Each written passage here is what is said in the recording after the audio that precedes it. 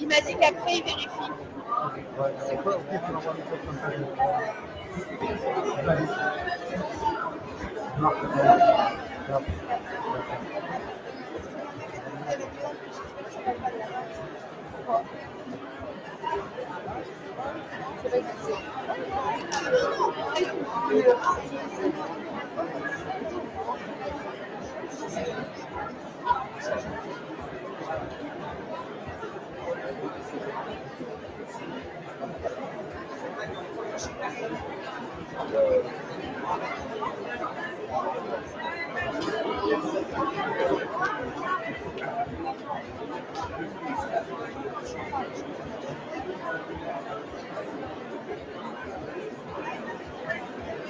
Eric, il voulait savoir que tu voyais pas son crâne à l'écran.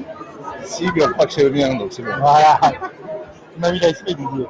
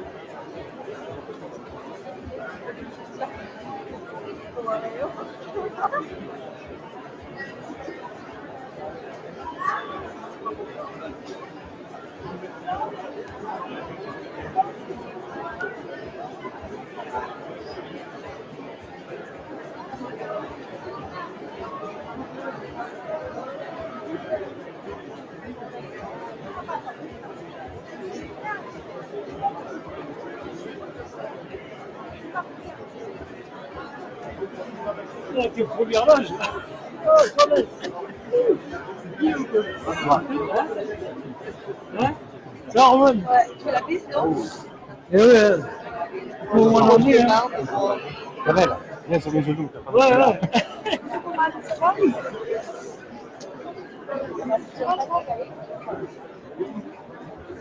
Obligé d'attirer pour la caméra. Non, d'après nous, on va se mettre aussi. On se met derrière. On se met derrière. Comme ça, on regarde. Hein? Ouais, ouais, c'est bon. On se met derrière. Ouais, ouais. Bon. Ça va? Ouais, ça, il est copié du film.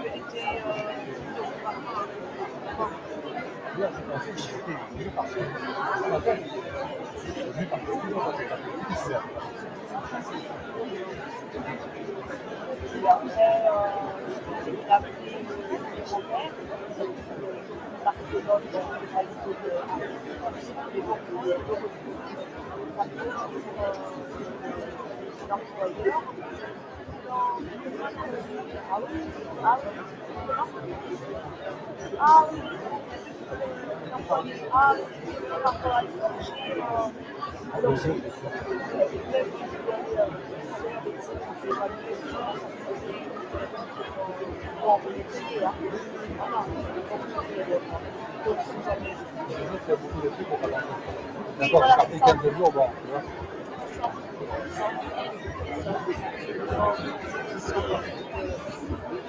Tout à l'heure.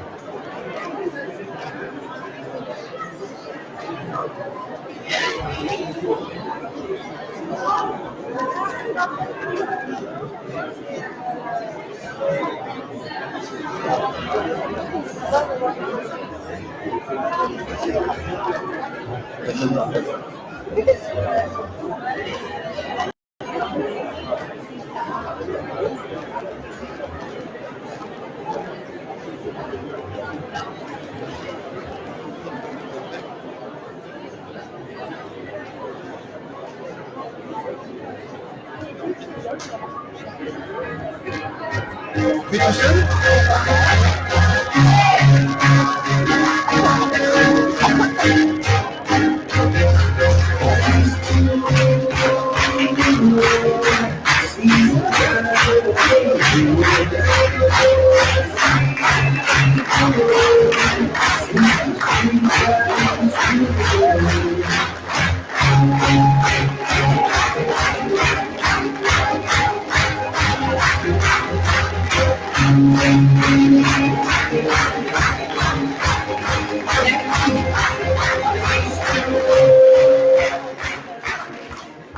Merci beaucoup.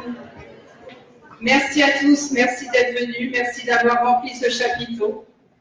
On est très très heureux, Jean-Pierre et moi, de vous accueillir ce soir. Ça nous touche énormément. Ça fait 6 ans. 6 ans qu'on attend ce moment. 6 ans où on est dans l'opposition. On a vécu des moments un petit peu difficiles. Mais bon, ces 6 dernières années nous ont permis de regarder ce qui se passait autour de nous, de vous écouter, mais surtout de vous entendre. Aujourd'hui, vous n'aurez pas de discours politique de personnalité extérieure. Parce qu'aujourd'hui, ce sont des Villefranchois qui vont parler aux Villefranchois. Parce que ça nous semble important. Parce que nous sommes qu'une municipalité, sans doute la plus belle du monde, mais avant tout, c'est les Villefranchois qui comptent. Ce soir, c'est le résultat de 2 ans de travail, d'écoute, de rencontres. 2 ans où on est allé voir un petit peu ce qui se passait dans les autres villes. Parce qu'on ne s'est pas dit qu'on était les plus intelligents et qu'on allait vous inventer des choses. Non, on est allé voir dans les autres villes ce qui se faisait. Et ce qui se faisait de mieux pour pouvoir l'appliquer à Villefranche. On est allé chercher des choses réalistes. On ne va pas vous proposer des fantasmes. Ce n'est pas ce que l'on souhaite. Donc aujourd'hui, nous sommes dans une citadelle. Mais le temps des seigneurs est révolu. Le temps où un seul homme gouverne, c'est fini. Aujourd'hui, nous sommes une équipe. Et ce soir, vous n'allez pas assister à un one-man show. Vous allez assister à un one-team show. Parce que ce soir, nous allons vous présenter une équipe unie, soudée, qui n'a qu'un désir, vous écouter, vous servir. Si vous nous faites confiance, le 15 mars, vous aurez une équipe à la mairie qui vous écoutera et qui sera présente 365 jours par an.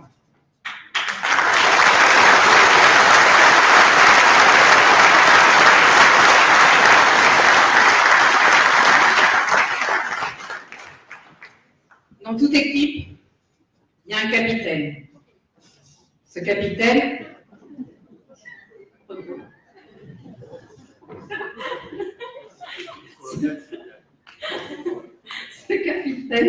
vous le connaissez.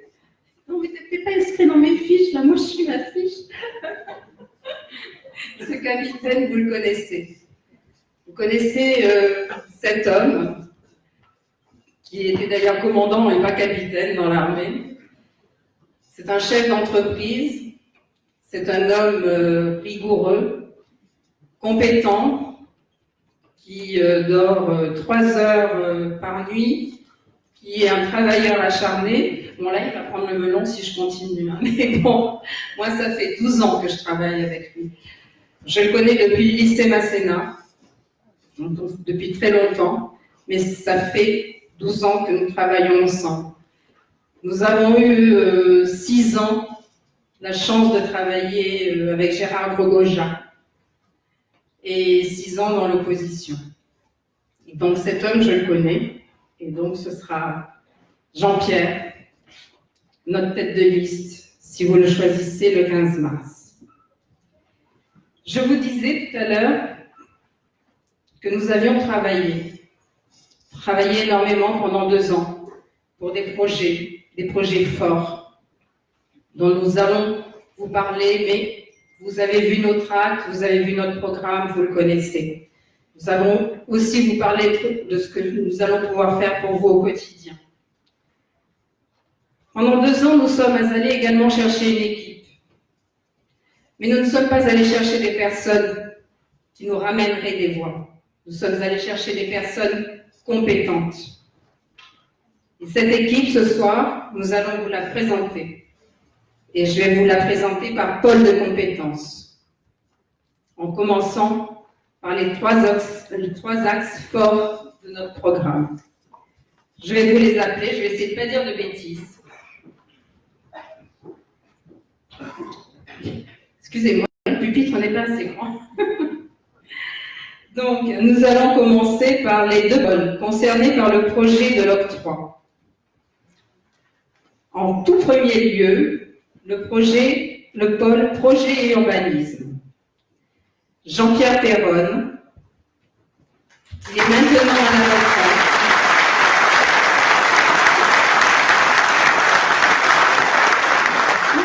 Il est maintenant à la retraite. C'est un ancien directeur d'EHPAD et de structures de soins, de suite et de réadaptation. Jean-Pierre sera co-responsable du pôle projet urbanisme.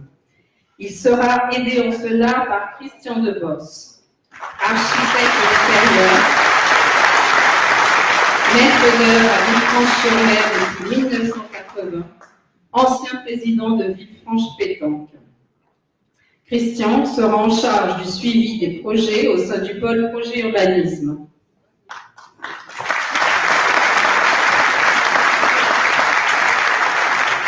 J'appelle, puisque c'est également le pôle concerné, le pôle économie et modernité. Caroline Beuil, maître en droit, commerçant, présidente de la Fédération des artisans et commerçants de Villefranche-sur-Mer, Saint-Jean-et-Beaulieu, vice-président des parents d'élèves, excusez-moi. Caroline sera responsable du pôle économie et modernité. Guidel Dridli Daïra, qui est responsable de l'accueil dans le palace. Et Caroline Guidel sera en charge du tourisme. J'appelle également Teddy Humberset, régulateur ressources et trafic à l'aéroport de Nice. Teddy sera en charge de la modernité. Et je vous cède la parole, Jean-Pierre et Caroline. Je vais commencer.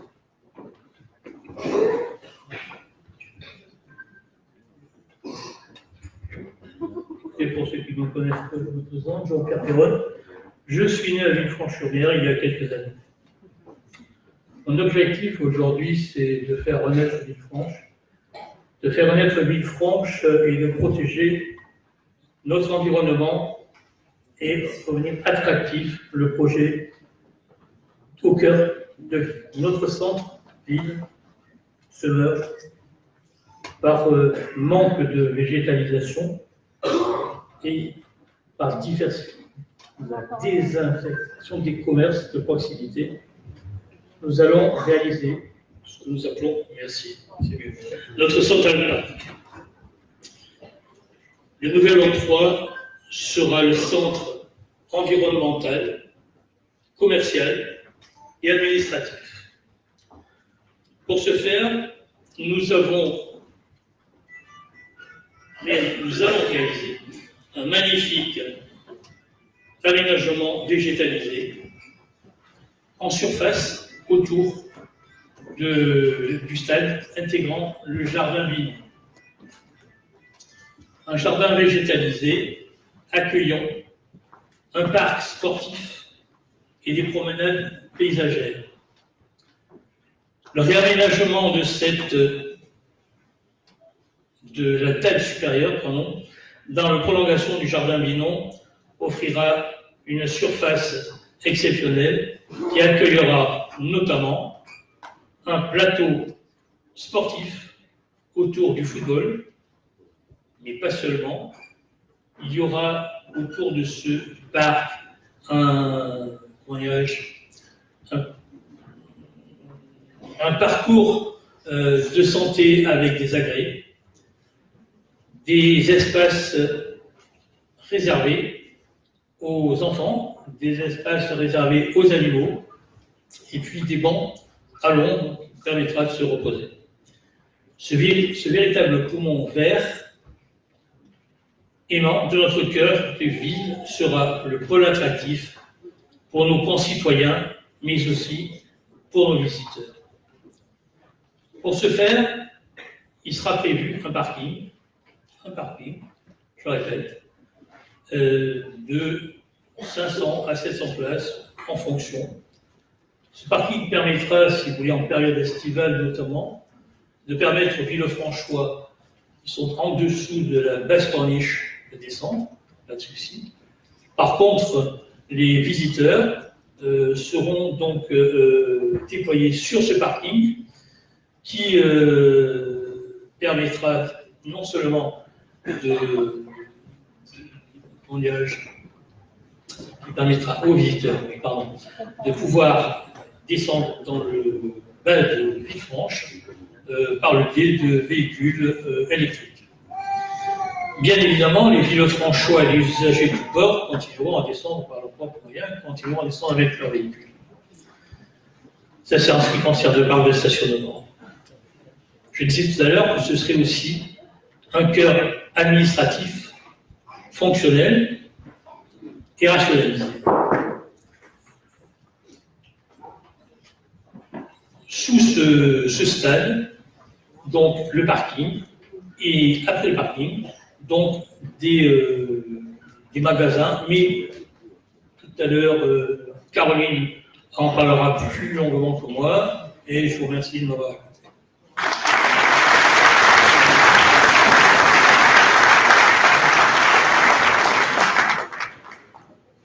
Bonsoir. Je pense que les 3/4 des gens me connaissent. Alors, je suis commerçante à l'octroi depuis à peu près 23 ans à Villefranche-Primeur, enseignement Tarditi. Alors, que vous dire? L'offre commerçante, je pense qu'on est plus ou moins tous d'accord. Elle est défaillante depuis de nombreuses années. Donc, effectivement, comme le disait Jean-Pierre, nous avons imaginé, au-dessus du parking, mettre des halles commerçantes. Alors, vous allez me dire, c'est quoi les halles commerçantes? Mais en fin de compte, c'est tout simplement un concept qui existe déjà. Des halles, comme vous avez pu connaître à l'époque, les cabines, des locaux commerciaux qui vont pouvoir nous permettre de venir se compléter l'offre déjà existante. Il faut savoir que ces halles appartiendront à la municipalité, ce qui nous permettra de faire des prix à loyer modérés de façon à pouvoir permettre à des jeunes artisans, bouchers, traiteurs, pourquoi pas magasins bio, de venir investir les lieux et compléter l'offre commerciale que nous avons aujourd'hui, relativement défaillante. À travers ça, nous allons aussi pérenniser les commerces qui, eux, existent déjà, mais qui ont peut-être un petit peu de mal à subsister, et faire en sorte que finalement, plus rien ne ferme, de façon à ce que Villefranche retrouve son attractivité pour vous, habitants de Villefranche, tous les jours, mais aussi pour nos visiteurs qui vont pouvoir enfin avoir une offre qui leur permettra, si vous voulez, de découvrir notre authenticité, notre histoire véritable et compléter, on va dire, l'attractivité du pôle tourisme. Voilà.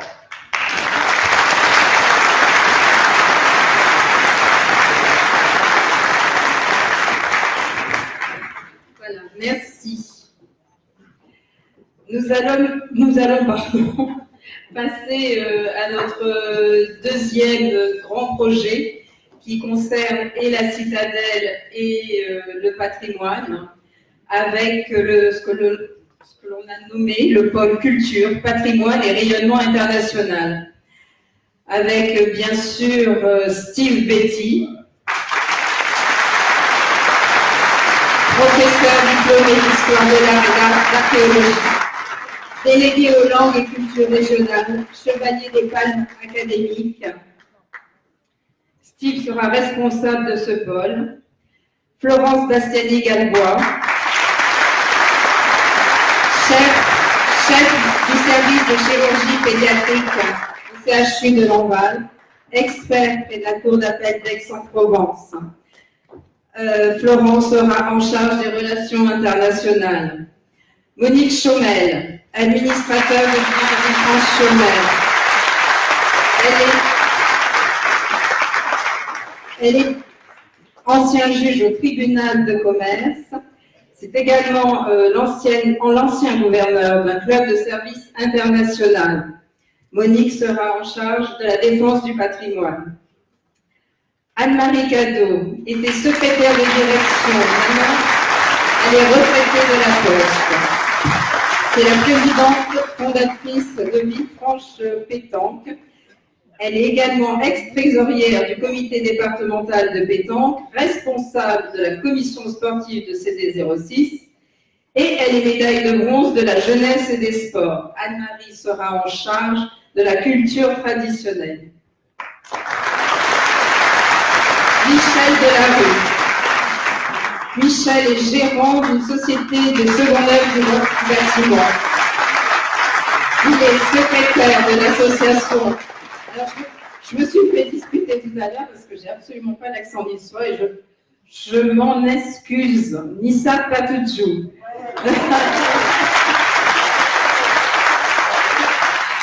Katia Labadi, commerçante. Raphaël Bellé, commerçant. Michel Delarue sera en charge des traditions et de la culture régionale. Raphaël Bellé sera en charge de l'événementiel. Et est-ce que je vous ai parlé de Katia qui sera également en charge de l'événementiel. Voilà. Je vais d'abord céder la parole à Florent. Bonsoir tout le monde, merci d'être là. Alors, ce soir, c'est pas le chirurgien qui va vous parler, c'est pas le chef de service de chirurgie, même si c'est un métier formidable que j'ai fait et qui m'a apporté beaucoup de joie.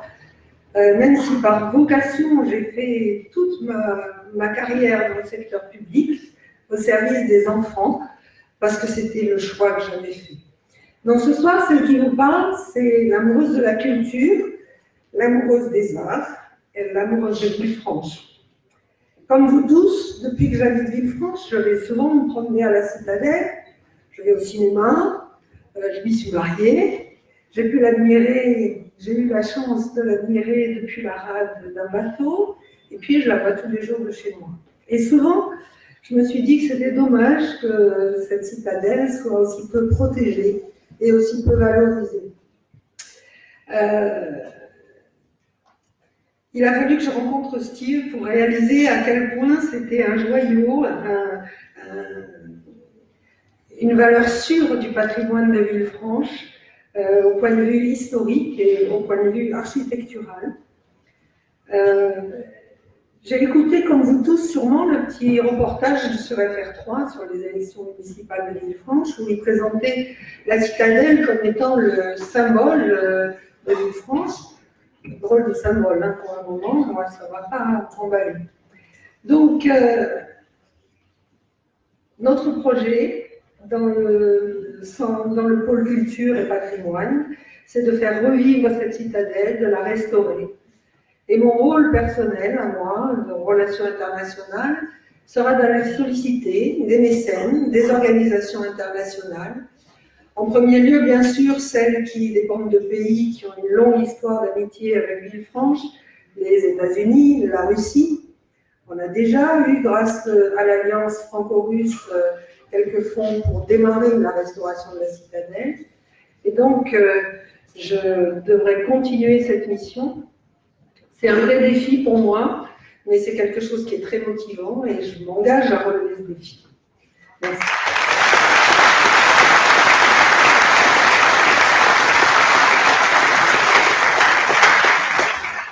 Merci Florence, merci à tous, merci à toutes, mes chers amis. Je n'ai jamais fait de politique. Et pour être tout à fait franc, je n'aime pas beaucoup la politique politicienne. Mais, comme il est écrit au-dessus de nous, et comme vous tous, mes chers amis, j'aime Villefranche, passionnément.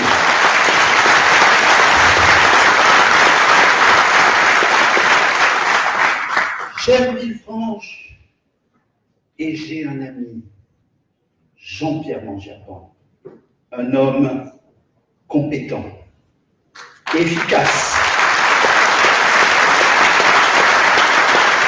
un homme droit, un homme intègre, un homme honnête.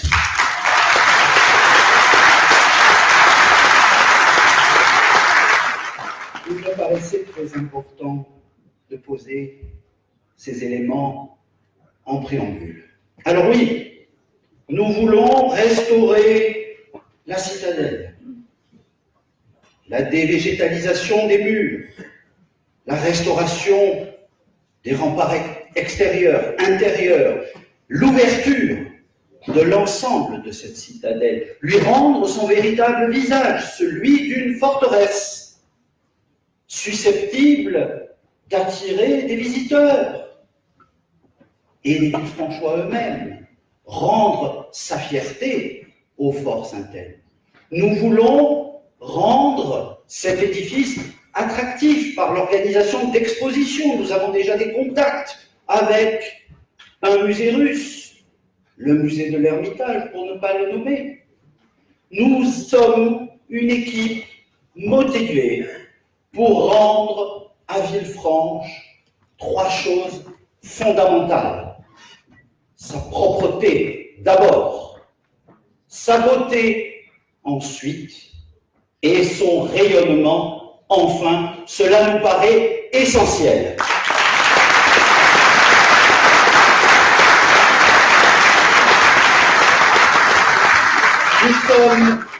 Nous sommes une équipe renouvelée, assez jeune pour une fois, je ne suis pas le plus jeune. Une équipe renouvelée d'hommes et de femmes passionnés, mais également d'hommes et de femmes qui en ont assez de l'immobilisme, assez des divisions, assez du dénigrement systématique de Jean-Pierre Mandiapan, de Christine Petruccelli, de notre maire honoraire Gérard Brogoja, à qui on doit rendre hommage. Près de 20 ans de dévouement pour Villefranche. Alors oui, tous ensemble, le 15 mars, rassemblés, nous pourrons dire oui au projet qu'emmène vaillamment Jean-Pierre Mandiapan. Tous ensemble, nous pourrons sortir du tunnel, si vous voyez ce que je veux dire.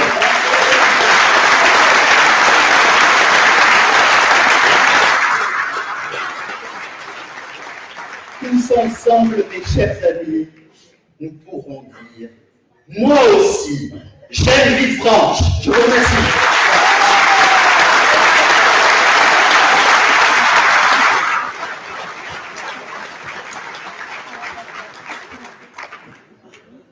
C'est pas facile de parler après lui, hein?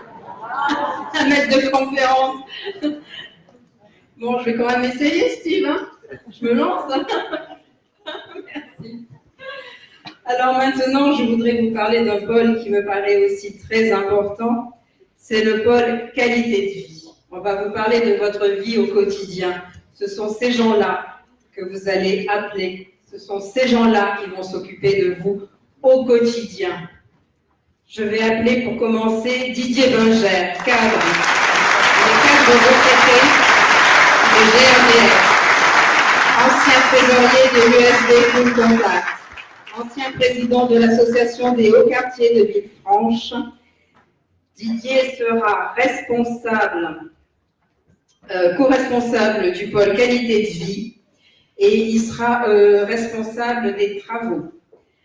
Jean-Michel Grisoni, ingénieur de recherche, océanographe de l'Observatoire océanologique de Villefranche-sur-Mer, ancien enseignant en université, chevalier dans l'ordre du mérite maritime cristal CNRS, professeur de taijitsu depuis 30 ans.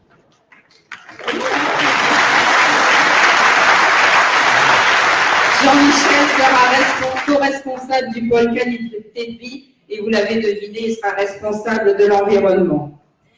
J'appelle ensuite Xavier Lagache, cadre dans le domaine de la propreté, ancien cadre du déploiement de la métropole Nice-Côte d'Azur. Il sera en charge des relations avec la métropole et plus particulièrement du nettoiement. Frédéric Ledeux, il est chef administrateur résident. Transaction immobilière, c'est un ancien sportif de haut niveau waterpolo. Ça se voit, non? Le 2 sera délégué au quartier Saint-Michel. Excusez-moi, il faut que je tourne ma petite fiche. C'est collé, bien entendu. Voilà. Diane Perfetto, hôtelière, présidente de copropriété, membre du conseil syndical. Diane sera responsable des quartiers du Pont-Saint-Jean, Grasseuil, Sophia. Yves Noguera, qui est responsable des travaux chez Ligne d'Azur. Yves Noguera sera en charge des déplacements. Jean-Marie Gostoni, conducteur de bus, de tourisme et de ligne urbaine à Monaco, conducteur de camion en messagerie, électricien en bâtiment. Et Jean-Marie sera en charge des transports. Ils sont tous derrière moi.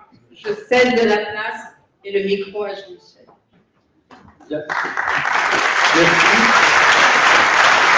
Alors, pour ceux qui ne me connaissent pas, je travaille au CNRS et mon travail est essentiellement la conception de nouveaux instruments pour l'amélioration des connaissances dans le milieu océanographique. Donc, mon objectif est de continuer mon travail, mais au service de la municipalité. Je travaille sur plusieurs sujets. Le premier sujet, c'est donc l'écosystème marin, donc notre rade. Vous voyez qu'il y a une bouée jaune qui flotte là, depuis quelques années. C'est une de mes conceptions et elle transmet des données tous les jours au serveur de l'observatoire et au monde entier pour connaître un petit peu l'évolution et la fiabilité des données dans ce domaine-là. Puis je travaillais aussi dans des domaines qui peuvent être très liés au tourisme. J'ai fait en conception d'un drone qui collectait des images pour voir un petit peu l'évolution des méduses. Les méduses, c'est lié au tourisme, donc c'est bien de les connaître. J'ai travaillé aussi sur des capteurs qui mesurent soit des bactéries, soit des algues toxiques.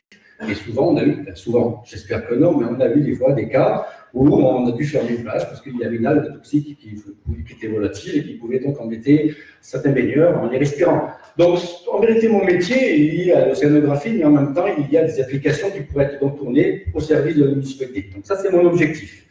Maintenant, je fais un petit clin d'œil à Steve et puis à Florence et puis toute l'équipe. C'est qu'on parle toujours de la citadelle et fort. Mais en vérité, la citadelle, le fort, il a été créé parce qu'il y avait la rade. Et donc, moi, mon objectif, c'est la rade. C'est ça qui est important. Et c'est vrai que des rades, vous n'en avez pas beaucoup dans le monde, hein, des rades aussi protégées. Donc, moi, mon objectif, c'est effectivement, je vais me tourner vers l'environnement de la rade. C'est me tourner vers aussi, dans mon métier, il y a des sociétés, il y a des industriels qui font de l'océanographie. L'océanographie, c'est un milieu international. Moi, je navigue aussi un petit peu, je vais dans certains endroits dans le monde pour travailler. J'ai passé l'automne dans le Pacifique, etc. Donc, c'est une petite famille. Mais les sociétés, c'est aussi une petite famille. Il n'y en a pas beaucoup. Et il y a des sociétés qui sont dans la région maritime, qui rêveraient de venir s'installer à Villefranche. Donc, ça fait des actifs, ça fait du mouvement, et ça permettrait à ces sociétés d'avoir une vitrine pour faire les essais en temps réel sur la rade. Et bien, pour moi, mon objectif, c'est d'utiliser ces capteurs qui seraient donc prêtés à la commune pour collecter des informations et pour qu'on puisse s'en servir. Je donne un exemple. De plus en plus, on voit en automne et au printemps des tempêtes qui viennent du sud, donc des vagues assez importantes qui viennent du sud et qui viennent donc abîmer, on va dire, les quais de nos restaurateurs qui sont devant la porte de la santé. Bon, est-ce qu'on a effectivement, j'ai en tête 3 sociétés avec lesquelles j'ai déjà discuté qui seraient intéressées de venir dans le cluster au niveau du projet de l'octroi. Eh bien, à ce moment-là, on pourrait effectivement étudier ce phénomène et pouvoir avertir les restaurateurs et à ce moment-là me tourner vers l'urbanisme et demander à l'urbanisme de créer un système de petits remparts qui seraient sous les quais qu'on lèverait pour éviter d'avoir un maximum d'eau dans les restaurants. Bon voilà, ça ce sont on va dire des applicatifs. Donc mon objectif, c'est cela, c'est effectivement donc, continuer à travailler, mais au service de la commune. Et puis, je souhaiterais aussi, comme je suis, quand les gens qui me connaissent, quand j'ai quelque chose, j'ai un projet qui me tient à cœur, et que ce projet, il est accepté par tout le monde, c'est d'aller au bout des choses. Donc ça, c'est mon caractère. Donc on avait, avec le maire Gérard Poja, on a été la première commune qui faisait des mesures de carbone suivi. Moi, je n'étais pas là dans le Pacifique, mais des collègues m'ont enregistré. Il y avait dans les journaux télévisés nationaux, on parlait de cette pollution des bateaux de croisière. Villefranche a été la première commune qui faisait des mesures systématiques dans la rade de Villefranche avec un bateau électrique, avec un capteur que le maire Poja et les premiers adjoints avaient acheté, que j'avais demandé. Et on avait même instauré donc une mesure, on avait embauché un scientifique à un niveau de management technique, donc il faut le remercier déjà, qui faisait des mesures régulières. Bon, la mairie actuelle n'a pas pensé continuer ces mesures, on était les premiers à le faire. Donc moi, mon travail, ce sera de le réinstaller et de refaire ces mesures pour qu'on puisse vérifier que les bateaux de croisière qui viennent chez nous sont des bateaux qui suivent la charte environnementale de ne pas polluer l'atmosphère et en même temps les eaux. Le deuxième projet qui me tient à cœur, qui a été aussi avorté, en réalité, quand le maire on n'a pas été élu, que donc le maire a pris ses fonctions. Moi, c'est la démocratie, c'est un homme comme tout le monde. Je suis allé le voir et j'ai transmis les 2 projets pour les continuer, puisque je n'étais plus là, l'équipe les continue. Donc le deuxième projet que j'avais proposé, c'était un cantonnement de pêche, donc vers la Rochambeau, qui permettait de sauvegarder une zone qui est déjà poissonnière, qui est une vraie petite pépinière de poissons, pour punir le poisson, et donc c'était de préserver cette zone. Mais aussi de l'équiper d'une caméra sous-marine et transmission à toutes les écoles de France qu'ils veulent, pour faire voir aux enfants, pour sensibiliser les enfants à l'effet réserve. C'est-à-dire qu'en septembre, ils mesurent les poissons comme ça, comme des enfants, et puis au mois de juin, ils les remesurent, puis s'aperçoivent qu'il y a beaucoup plus de poissons. Et donc, c'est l'effet réserve. En même temps, faire des enquêtes avec les pêcheurs, puisque le poisson n'est pas cantonné, il n'est pas enfermé. On protège cette zone, mais il va aller à droite, à gauche. Et donc, les pêcheurs vont s'y retrouver, ils vont pêcher beaucoup plus de poissons. Bon, mais ce projet-là a été avorté, bien qu'il soit en plus été financé par l'association dont on a parlé en demi-mot avec Mme Chaumel. Donc, il y avait l'argent, le projet, ça n'a pas été fait. Bon, c'est pas grave, mais en tout cas, nous, mon objectif, c'est de le continuer. Voilà. Je suis aussi content de cette équipe, qui est vraiment une équipe faite, construite d'experts. Donc, je suis assez fier de travailler avec eux. Par contre, j'avais promis d'ouvrir une parenthèse. Ils ne sont pas avertis, mais je veux dire. J'ai reçu le petit livre de l'équipe pas adverse, l'équipe, parce qu'une démocratie, c'est bien qu'il y ait 2 équipes, ça vous permet de choisir, ça permet d'avoir des projets, des débats, on n'en a pas beaucoup, mais on aimerait bien en avoir. Et moi, je suis professeur de sport, bénévole, donc ça fait 35 ans que je donne de mon temps, sans demander rien à personne, parce que ça fait partie de mes gènes, j'ai des profs bénévoles, je restitue mon temps aux jeunes et aux adultes. Mais dans ce livre, qui fait 64 pages, on a le temps de lire, mais on a, dans le sport des combats, les arts martiaux, on a oublié 2 clubs. Et 2 clubs, dont le mien, mais un qui est encore plus vieux que le mien, qui est le judo. Donc je tiens à remercier ces associations, toutes les associations, mais entre autres celles qui n'ont pas été nommées, le judo et le taijitsu, donc pas mal d'élèves sont là. Et il y en a quelques-uns qui sont maintenant pères de famille et qui ont vécu des histoires en taijitsu et ils n'ont pas été donc nominés dans ce livre. Donc je m'en excuse auprès d'eux, mais moi je les félicite. Voilà, merci beaucoup.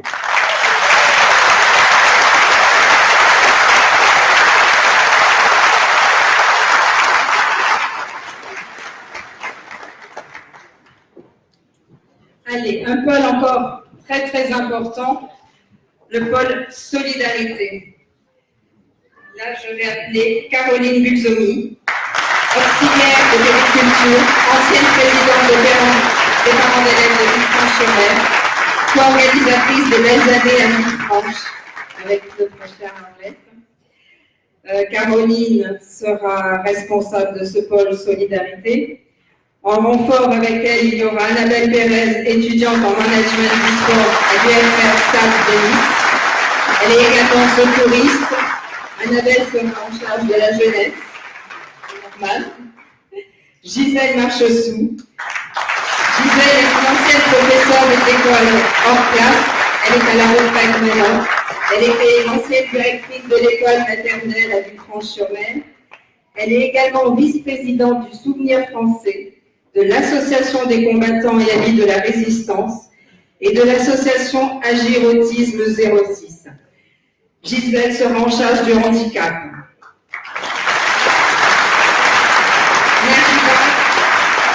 Najiba Enia Safir, qui est infirmière urgentiste au PHU de Nice. Au sein de ce pôle solidarité, elle sera en charge de la santé notamment. Peter Chiche, qui est gérant de société. C'est un ancien professeur de tennis. Ne vous inquiétez pas, si je tousse, c'est uniquement des allergies, c'est la saison pour moi. Je reprends. Peter est un ancien professeur de tennis à Nice LTC. C'est également un ancien joueur de tennis de haut niveau et bien entendu, il sera en charge du sport. Je vais laisser la place à Caroline. Alors, bonjour à tous. Merci d'être venus, d'avoir bravé le coronavirus, c'est gentil. Donc, depuis tout à l'heure, on entend parler de Villefranche, qu'on aime Villefranche, qu'on aime cette citadelle, sa rade. Mais nous, au pôle Solidarité, on aime les Villefranchois. Voilà. De 0 à plus de 100 ans, parce qu'à Villefranche, on a des centenaires, qui se portent très bien d'ailleurs. Et on entend parler de nombreux projets, mais donc nous, on s'est attelé à créer un projet au niveau du pôle solidarité qui va vous aider, dans votre vie de tous les jours, qui va vous aider à la crèche, qui va vous aider dans les écoles, qui va vous aider dans le handicap, dans le sport. Enfin, nous, on est là à votre service et pour vous. Et je me suis donc mis à lire aussi le petit livre bleu de la partie adverse, enfin concurrente, puisqu'on n'est pas adversaire. Et j'ai vu qu'on nous proposait donc des places dans un EHPAD, 116 places de logement. Et donc, je me suis interrogée, je me suis dit, mais 116 places, donc déjà, ça va être pour des personnes très dépendantes. Donc, à peu près, en comptant 20 personnes sur Villefranche et 10 de plus dans le canton, donc ça va faire 30 personnes qui vont être véritablement touchées et qui vont bénéficier de ce service. Mais que va-t-on faire pour les Villefranchois qui sont jeunes retraités? Que va-t-on faire pour les jeunes actifs qui souhaitent revenir? Est-ce que quelque chose est prévu pour eux? La précédente mandature de M. Goroja a fait un travail formidable avec Mme Quéchon, avec M. Tirapel sur les logements sociaux et ils ont réussi à n'avoir aucune pénalité. La mandature actuelle a été placée sous tutelle parce que ces efforts ont été menés à néant. Donc nous, on vous propose l'inverse. On vous propose d'agir, on vous propose d'aller de suite voir le préfet, de lui parler de nos problèmes et de l'imposer et de pouvoir réaffecter les logements et d'en créer. Il y a plein de solutions qui sont très simples, vous les avez certainement lues, donc je ne vais pas m'étendre longtemps, mais c'est quelque chose de très important et qui nous tient à cœur. L'handicap, le sport, la jeunesse ne sera pas oublié à Villefranche, les seniors non plus, jeunes ou moins jeunes, et nous en faisons la promesse. On a une équipe motivée, faites-nous confiance, on râle depuis longtemps, on se plaint dans la ville, faites-nous confiance, vous verrez, nous, on va agir. Voilà.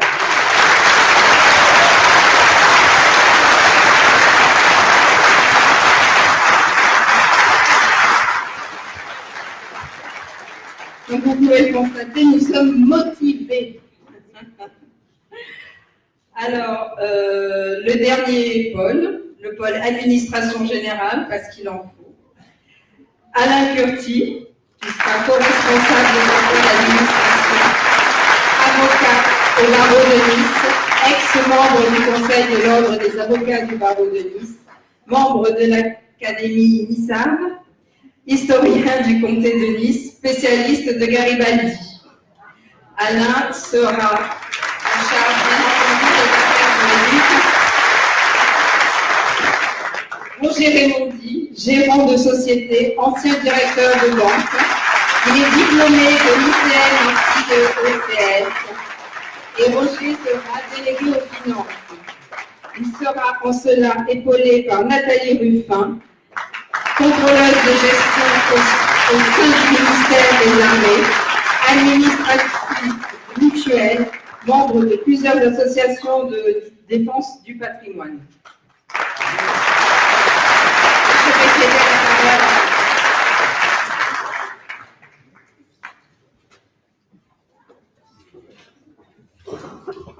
Bonsoir à tous, mesdames, messieurs, chers amis. Je suis un homme de droit, on vous l'a dit, il en faut. Le mal nécessaire, il faut effectivement du droit dans notre société et de l'administration. Je suis un homme de droit qui s'est engagé, qui s'engage aux côtés d'un homme droit depuis toujours, d'un homme debout, d'un homme qui fait face, je nomme mon ami Jean-Pierre Mandjatan.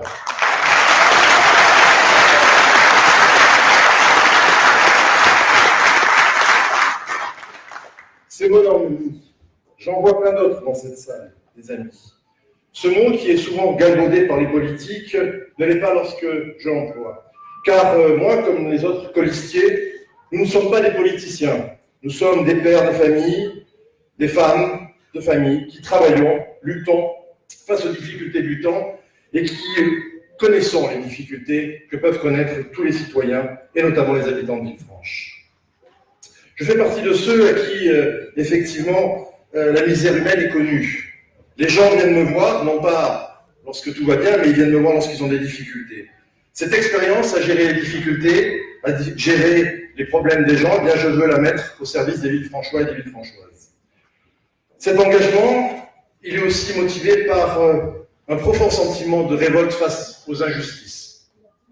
Et un des éléments de mon engagement ce soir, c'est par exemple l'injustice qu'on fait aux locataires et habitants de l'immeuble Gambetta. Vous avez lu comme moi cette lettre extraordinaire où on nous dit que la vente de l'immeuble Gambetta permet de rétablir la justice sociale. Eh bien, c'est faux. C'est faux. C'est faux, cette affaire qui vous est présentée comme une affaire qu'aurait fait la mairie, ça ne peut pas être une affaire parce que ce n'est pas une affaire pour les habitants de Villefranche. Parce qu'on a des gens qui sont des locataires des Villefranchois depuis des années, à qui on essaie d'imposer le nouveau beau, de nouvelles conditions financières et dont on essaie finalement de se débarrasser. Ces logements à vocation sociale ont été cédés à une société pour la gestion locative pendant une durée de 15 ans. Et une société privée qui, dans 15 ans, va récupérer ces logements pour faire de la spéculation immobilière. Bien, ce genre de choses, avec Jean-Pierre Manjapan, ça n'arrive pas. Avec Jean-Pierre Manjapan, lorsqu'on fait du social, on fait du social. On ne mélange pas les gens, on ne mélange pas les affaires immobilières avec le social. Tout ça pour vous dire qu'aujourd'hui, moi je fais confiance à Jean-Pierre Manjapan pour mener dans cette commune un véritable travail de renouveau, un véritable travail qui permettra aux gens de Villefranche et à leurs enfants de continuer à y vivre. Parce que c'est l'enjeu. Aujourd'hui, se loger et vivre à Villefranche, c'est devenu difficile parce que nous attirons effectivement beaucoup de gens de l'extérieur qui sont les bienvenus. Mais leur venue ne doit pas se faire au détriment des gens qui sont là, aux familles qui sont là et qui sont là depuis de nombreuses années. Donc, puisque j'aime Villefranche et puisque nous aimons tous Villefranche, eh bien nous aimons les habitants de Villefranche et nous voulons que ceux-ci continuent à vivre à Villefranche. C'est la raison pour laquelle je vous demande de faire confiance à Jean-Pierre Manjapan.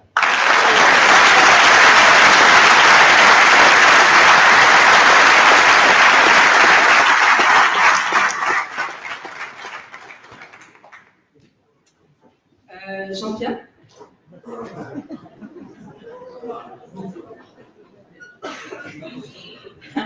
Excuse-moi.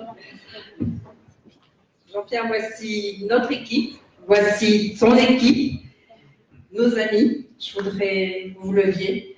Et s'il vous plaît, je vous demande de les applaudir. Parce que c'est une équipe qui va nous écouter. C'est une équipe qui va vous servir, qui nous fait confiance le 15 mai. Nous serons tous là avec vous. Merci.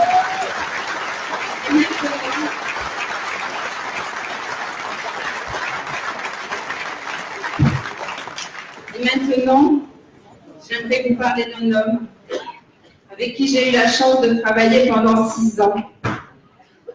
Un homme qui a servi Villefranche avec dévouement pendant 19 ans.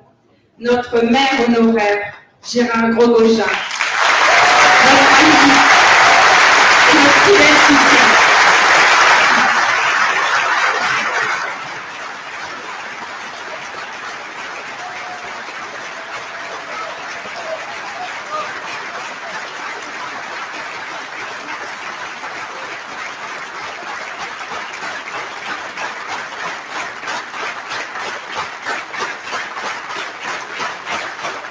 Merci. Merci du fond du cœur parce que c'est certainement avec une émotion que vous ressentez de vous retrouver 6 ans après. Je voudrais d'abord m'excuser car je suis un peu parti comme un voleur, mais ils nous ont jetés et ils ne m'ont jamais invité à mon église. Ça fait rien, on ne vient pas, c'est pas plus mal, et on reviendra. C'est qui m'a coupé le micro, c'est un coup de mer. Non, ça marche. Jean-Pierre, si je suis là, c'est bien sûr pour te soutenir. Mais quand je me retourne, cette jeunesse me fait plaisir. Car tout à l'heure, j'ai vu une jeune fille magnifique que j'ai vue il y a, ça doit vous faire 18 ans, ou 19, non 22, que le temps passe vite, mes enfants. 22 ans. Je me rappelle encore de 1994, certains d'entre vous étaient là, le premier Téléthon à Villefranche, que m'avait demandé Calderoni, tout ça à cause d'une douzaine d'huîtres, je me suis retrouvé maire, parce qu'il ne voulait pas payer la douzaine d'huîtres. C'est vrai, hein, rassurez-vous, je n'invente pas.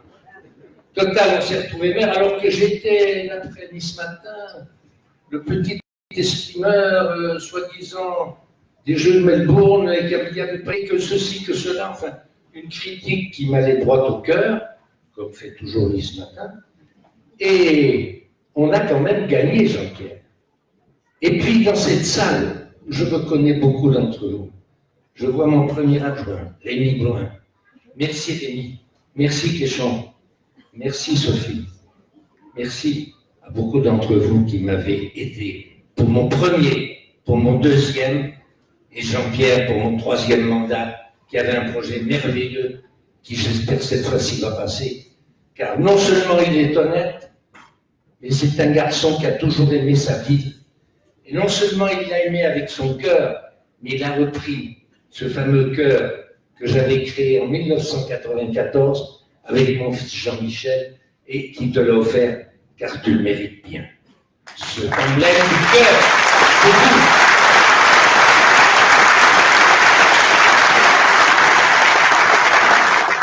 Alors avec lui, j'ai fait 11 télétons.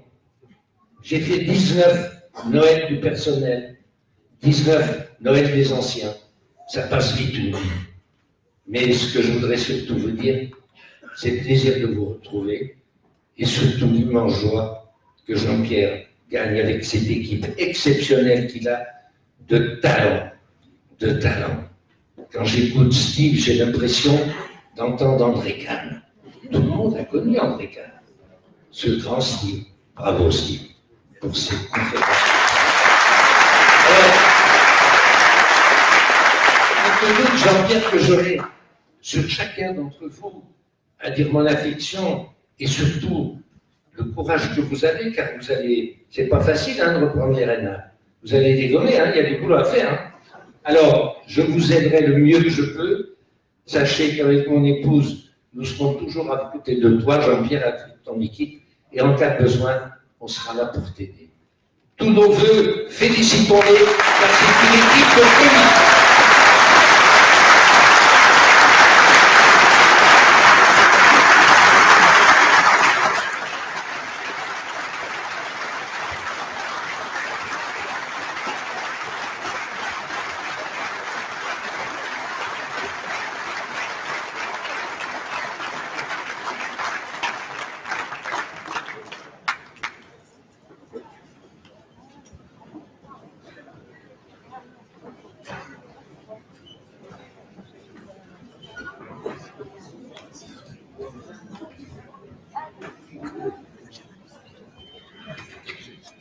J'ai pris des notes.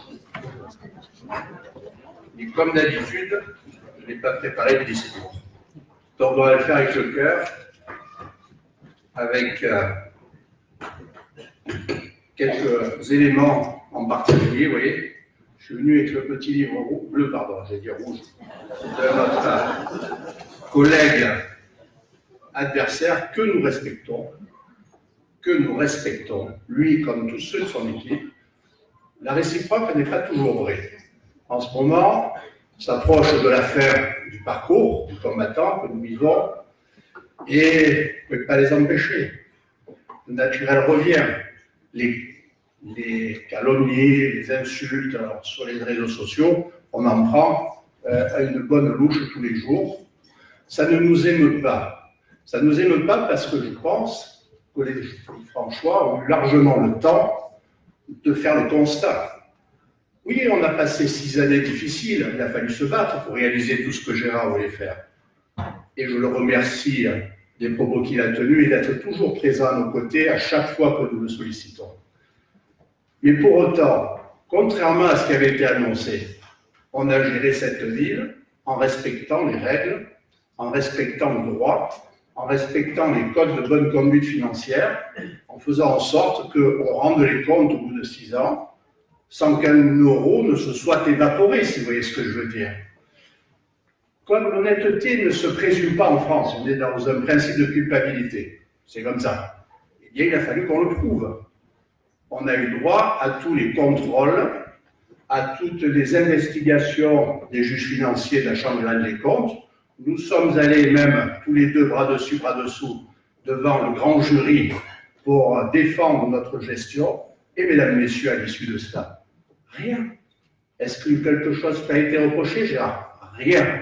Alors tous les jours, il t'attaque pour m'attaquer, soyons clairs, mais je trouve que c'était toi le maire. Pas de bol. Si on veut toucher à son ancien premier adjoint, ben, il faut essayer de dégommer Gérard Gros-Gojat entre nous. Quand vous voyez cet homme, quand vous voyez tout ce qu'il a fait pour Villefranche et tout ce qu'il a fait dans sa vie pour les autres, il a passé sa vie à servir les autres. Combien de gens peuvent revendiquer un tel parcours de cœur dans la vie? Eh bien, on devrait avoir du respect, surtout quand l'homme en question a l'âge d'être son père. Moi, j'ai appris avec mon père ici présent qu'on respectait les anciens chez nous. On avait du respect pour les anciens. Mais ce temps-là est un temps passé. Alors je vais, puisque nous avons étudié avec attention la prose de nos concurrents, on va dire, juste deux choses te concernant, Gérard. Dans ce bouquin, il nous raconte que dans ta dernière année de mandature, tu as touché 30 000 € d'indemnité de maire et que lui n'en a touché que 18 000 l'année dernière. Elle n'est pas belle, celle-là. Entre nous, ce n'est pas lui qui fixe les indemnités, c'est la loi qui fixe les indemnités. Et vous savez ce qu'il a fait, notre ami là? Il a pris l'indemnité brute de Gérard en 2013, 30 000, et il a pris l'indemnité nette du maire de l'année dernière, 18 000. Et vous savez quelle était son indemnité nette en 2013? 18 000. Vous voyez la malhonnêteté intellectuelle. Quelque part, on essaye de faire prendre des vessies pour des lanternes. Mais vous avez tous la possibilité de vérifier ça. Et puis, vous savez, on a entendu qu'il n'a pas fait grand-chose. Ça suffit d'aller dans la rue pour s'en apercevoir et de regarder autour de soi. Mais c'est parce qu'il a fait quelque chose de très important. Pendant 6 ans, avec son équipe de champion du monde, il a désendetté Villefranche. C'est-à-dire que nous lui avons laissé une dette faramineuse. Et en 6 ans, il nous a fait quelque chose de très bien. Il a consacré toute son énergie à ça. Alors, vous pouvez écouter ce qu'il dit, ce que l'on écrit, mais en fait, vous savez, en matière de finance, il y a un arbitre en France. Cet arbitre s'appelle le ministère du Budget. Et chaque année, le ministre, le service du ministère, publie les comptes de toutes les communes, départements et régions de France. Alors, vous allez sur Internet, vous tapez le gouv-impôt.dg, je ne sais plus quoi, vous le trouvez facilement, hein, vous mettez compte des communes, ça vous tombez dessus, et on vous permet d'avoir une vision exacte de la comptabilité de Villefranche-sur-Mer. En 2009, Fred, on y est? Là-bas, vous avez les chiffres, je vous les ai mis pour vous faciliter la vie. Vous voyez, c'est le site du ministère du Budget. En 2009, quand nous commençons la dernière mandature avec Gérard, on était à peu près à 8 300 000 € de dette.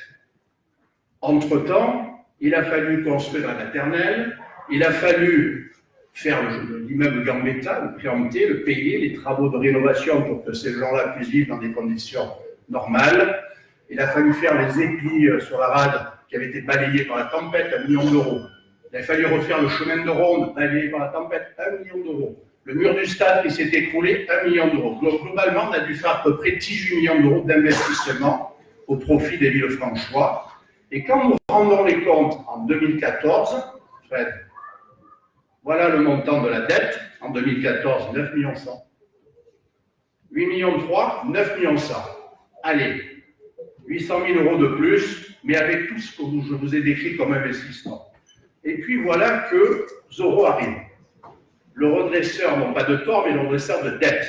Et lui, il travaille dur, il travaille dur, il travaille dur. Alors, je ne peux pas vous donner les chiffres de 2019, parce que je ne sais pas pourquoi, il n'a pas voulu les publier. Pour les publier, c'est pas compliqué. Vous faites un conseil municipal, comme l'a fait le maire de Nice, le maire de Beaulieu, le maire dans beaucoup de villes. Quand on finit sa mandature, on présente les comptes, et tout le monde a une idée précise des comptes. Là, rien. Donc, je peux m'interroger sur la sincérité des propos qui tient là-dessus. Par contre, nous sommes allés voir l'année 2018. Et après 6 années d'efforts acharnés, en 2018, nous étions à 10 250 000 € de dette. C'est ça le travail de ce monsieur. Voilà le résultat de tous ces efforts. Et il nous dit qu'il a consacré son temps à redresser la barre. Je crois que là, on touche le fond. La mauvaise foi est patente. vous en tirerez les conséquences que vous voulez. Nous n'avons pas à rougir du travail que nous avons fait pour Villefranche pendant ces 6 années-là. Et puis, accessoirement, si vous allez regarder le rapport de la Chambre des comptes, qui est sur Internet, toujours, tout est public. On ne peut rien cacher en matière de gestion publique en France. Et vous vous apercevez que quand on est parti, on lui a laissé 2 dossiers bouclés, c'est la Chambre qui le reconnaît, qui produisait 34 millions d'euros de recettes, presque 6 pour la Poste et le reste pour le projet de l'écoquartier. Alors l'écoquartier, soyons clairs, ça avait fait l'objet du débat municipal. Il était parti sur la thalassothérapie, avec un hôtel, etc. Et on peut comprendre, parce que nous respectons la démocratie, une fois élu, il annule le projet précédent pour faire son projet. Là-dessus, ça ne choque pas. Mais le projet de la Poste, qui incluait un parking public de 250 places, des logements sociaux pour les Villefranchois, parce que du temps de Gros-Gojat et d'Arlette, mesdames, messieurs, 70% des appartements que nous réalisions étaient destinés aux Villefranchois. Aujourd'hui, 100% des logements vacants sont destinés aux gens d'ailleurs, parce que nous n'avons plus la possibilité d'affecter un seul logement à Villefranche. Vous voyez la différence? Elle n'est pas négligeable. Et donc, nous avons assisté à cette grande mascarade comptable, et Gérard, il ne m'écoute plus là. Et nous avons un monsieur qui nous propose un bilan. Le bilan est assez extraordinaire, mesdames, messieurs. À Villefranche, grâce à l'équipe sortante, nous avons fait le 8 mai, le 11 novembre, le 14 juillet, le combat naval, la fête des mai, le cinéma en plein air. Je vous invente, c'est écrit. Hein. Et il n'a pas osé le mettre, mais grâce à lui, on a fait Noël, Pâques et la Toussaint.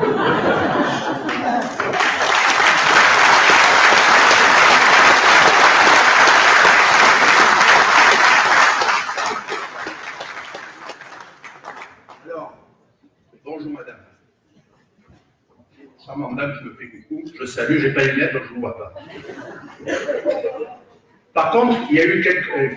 Vous n'entendrez pas dire du mal, on va critiquer objectivement ce qui a été mal fait, on va encenser ce qui a été bien fait. Dans les événements à Villefranche, il y a eu des événements de qualité qui ont été organisés, des festivals comme le Crème, Crossover, la nouvelle compagnie de théâtre qui s'est installée et qui complète la compagnie Biagini après la disparition de Jacques.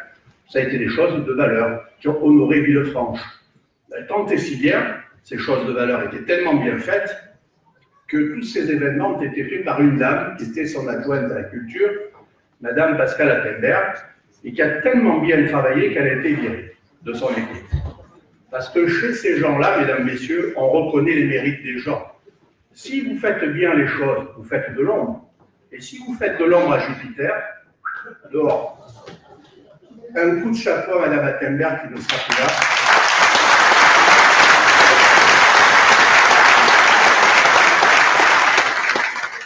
Et on ne peut pas ne pas l'associer à sa maman qui fut ton adjointe à la culture pendant 3 mandatures. Ah, voilà, Ginette Attenberg. Un coup de chapeau. Ils ne sont pas avec moi, mais je les salue quand même. Alors, indépendamment de ça, dans ce bilan, vous avez un certain nombre de réalisations prétendues qu'il nous propose. Comme je vous le disais, regardez dehors, regardez l'état des routes, de l'éclairage public, et vous êtes assez convaincus qu'ils ont beaucoup travaillé.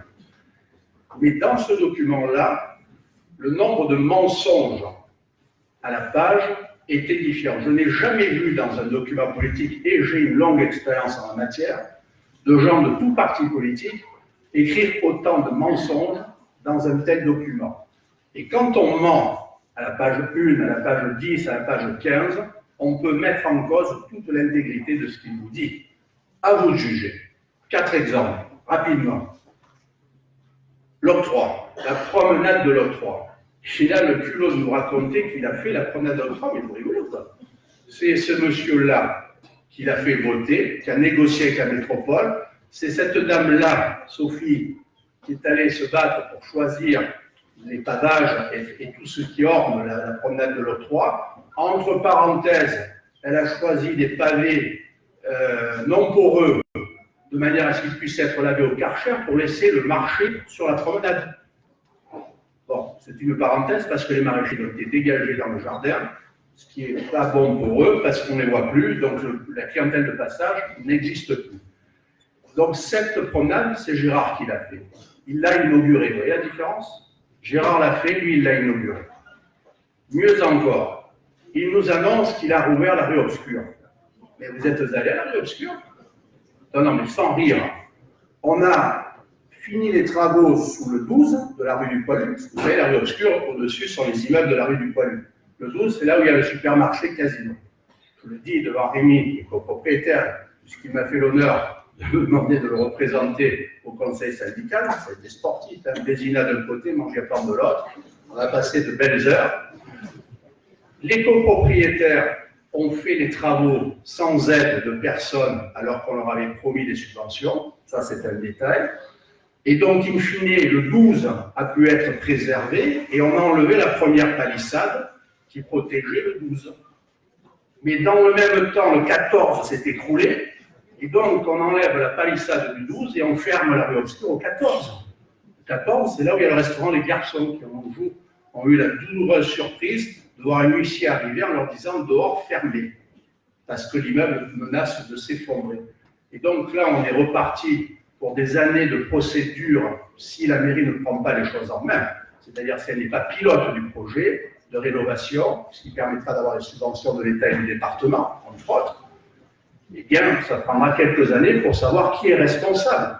Parce que les propriétaires d'en haut ne sont pas d'accord pour payer, ils pensent que c'est le restaurateur pense que c'est les gens du dessus. Ça a fait comme pour le 12. Il a fallu 5 ans de procès pour arriver à avoir un responsable. Donc, la rue Obscure, mesdames, messieurs, je vous en prie, en sortant, n'hésitez pas à passer, elle est toujours fermée. Et le summum de la mauvaise foi et du mensonge patenté, parce que là, on a couché le fond, c'est l'histoire du chalet Vignon. L'histoire du chalet Vignon, quand je lis ça, je vois, nous avons repris le projet de l'ancienne équipe, mais il y avait tellement de recours, le tribunal a annulé le permis, et de pétitions, que nous avons décidé d'annuler le projet pour y faire des logements sociaux, et nous allons faire un centre culturel. Mais attendez, ces gens-là, je ne sais plus qu'est-ce qui lui a écrit ça, je me doute, j'arrive à lui trouver des qualités, donc je me dis, il n'a peut-être pas lu. Il a signé le papier, mais il ne l'a pas lu, c'est impossible. Parce que la vérité est là, mesdames, messieurs.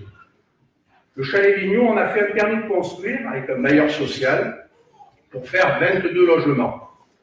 Ce permis de construire, je l'ai négocié à la demande de Gérard, il m'a demandé de le faire avec tous les riverains. 2 ans de travail. Et au bout de 2 ans, pas de recours. Permis obtenu, pas de recours des tiers.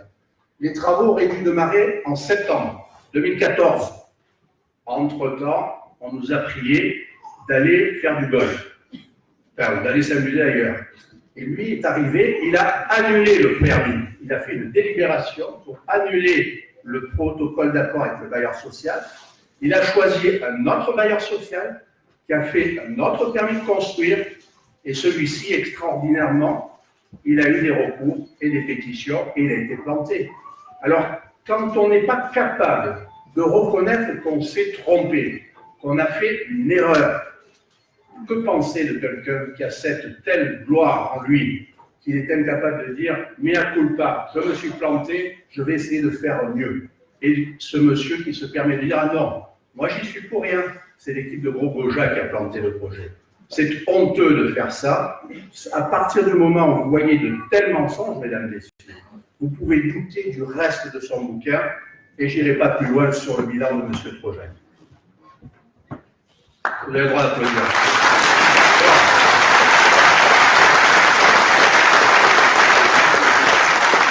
Je comprends que vous ne vouliez pas applaudir le bilan de M. Trojani, ça je comprends. Et celui qui l'a dénoncé, vous pouvez le faire, vous m'encouragez.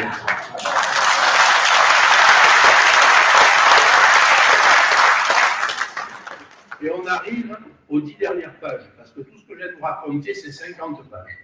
Et 10 pages pour le projet d'avenir.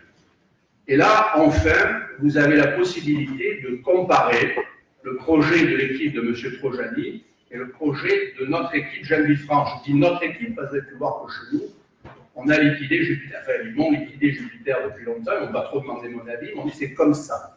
Donc nous, on a décidé de faire une équipe de rugby solidaire, de travailler ensemble coude à coude, et tout ce qu'on va vous exposer, tout ce qu'ils vous ont exposé, c'est un travail collectif, et pas le travail d'un seul homme.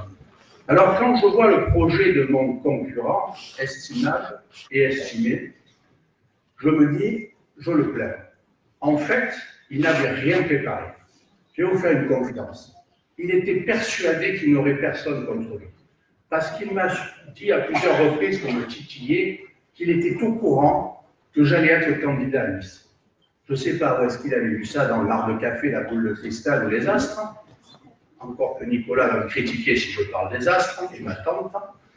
Mais nous, on n'a pas fait effectivement pendant 5 ans des flonflons, des tambours et des musettes. Mais on a travaillé. 2 ans, elle nous a dit Christine. Pendant 2 ans, on a bossé pour voir ce qui se faisait de bien ailleurs. On a réuni des talents. Vous en avez un échantillon ici, mais on en avait d'autres avec nous. Des spécialistes, des professionnels dont je vous parlerai après. Et donc, un jour, il se réveille et boum, nous sommes candidats. Et il se réveille le lendemain, on a un programme. Et pas un petit programme, un programme élaboré, pensé, concerté avec la population. Et lui, il n'avait rien préparé, mesdames et messieurs. C'est sa mère qui le dit à un de nos amis. Sa mère très importante, comme la mienne d'ailleurs. Nos mères, attention, il ne faut pas que ça rigole. Mais la sienne est particulièrement importante parce que c'est la patronne à la mairie. Moi, maman, si nous sommes élus, tu n'as pas le droit de venir à la mairie diriger, hein, je peux le dire, déjà. Hein. Patronne, c'est moi, à la limite, c'est elle, et c'est toutes les jeunes femmes qui sont derrière nous, hein, et toi, non. Donc, notre ami Christophe, il a fallu qu'en quelques nuits, il nous invente quelque chose. Donc, il a dit qu'il avait travaillé l'été dernier. En réalité, il a travaillé à Noël, pendant les vacances. Alors déjà, vous avez quelque chose d'exceptionnel. Il nous a parlé des écoles. Là, je commence par ça, parce que quand j'ai lu ça, je me suis dit, mon Dieu, ils ont fumé la moquette. Hein. Donc, dans nos écoles primaires et maternelles, est-ce que vous savez qu'on a des dangereux terroristes? Ils ne vous l'ont pas dit. Et vous savez, nos minots là, de 4-5 ans, il y a des terroristes. Parce que nous allons mettre des portiques de sécurité à l'école maternelle de Villefranche. Parce que nous allons mettre des portiques de sécurité. Il y a Gisèle Marchessou, l'ancienne directrice, elle fait des loopings quand je dis ça. À l'école primaire, parce que les terroristes vont venir attenter à la vie de nos enfants et de nos instituteurs. Mais il ne sait pas qu'à Villefranche, on connaît tous les parents d'élèves. Il y a dans la salle des membres de l'association des parents d'élèves. Mais nous connaissons tous les parents d'élèves. Nous connaissons tous nos enfants. Le risque de voir arriver au sein de la communauté scolaire une personne qui dérape, et puis, quelque part, vous allez créer la haine en faisant ça. Vous croyez franchement qu'on a de l'argent de la commune de Villefranche à investir pour faire des choses pareilles? Je vous rassure, nous, on va vous parler avec nos enfants de l'amour. Nos enfants, on les aime. Et quand vous aimez les enfants, ils ne présentent pas de risque, ni pour vous, ni pour la population.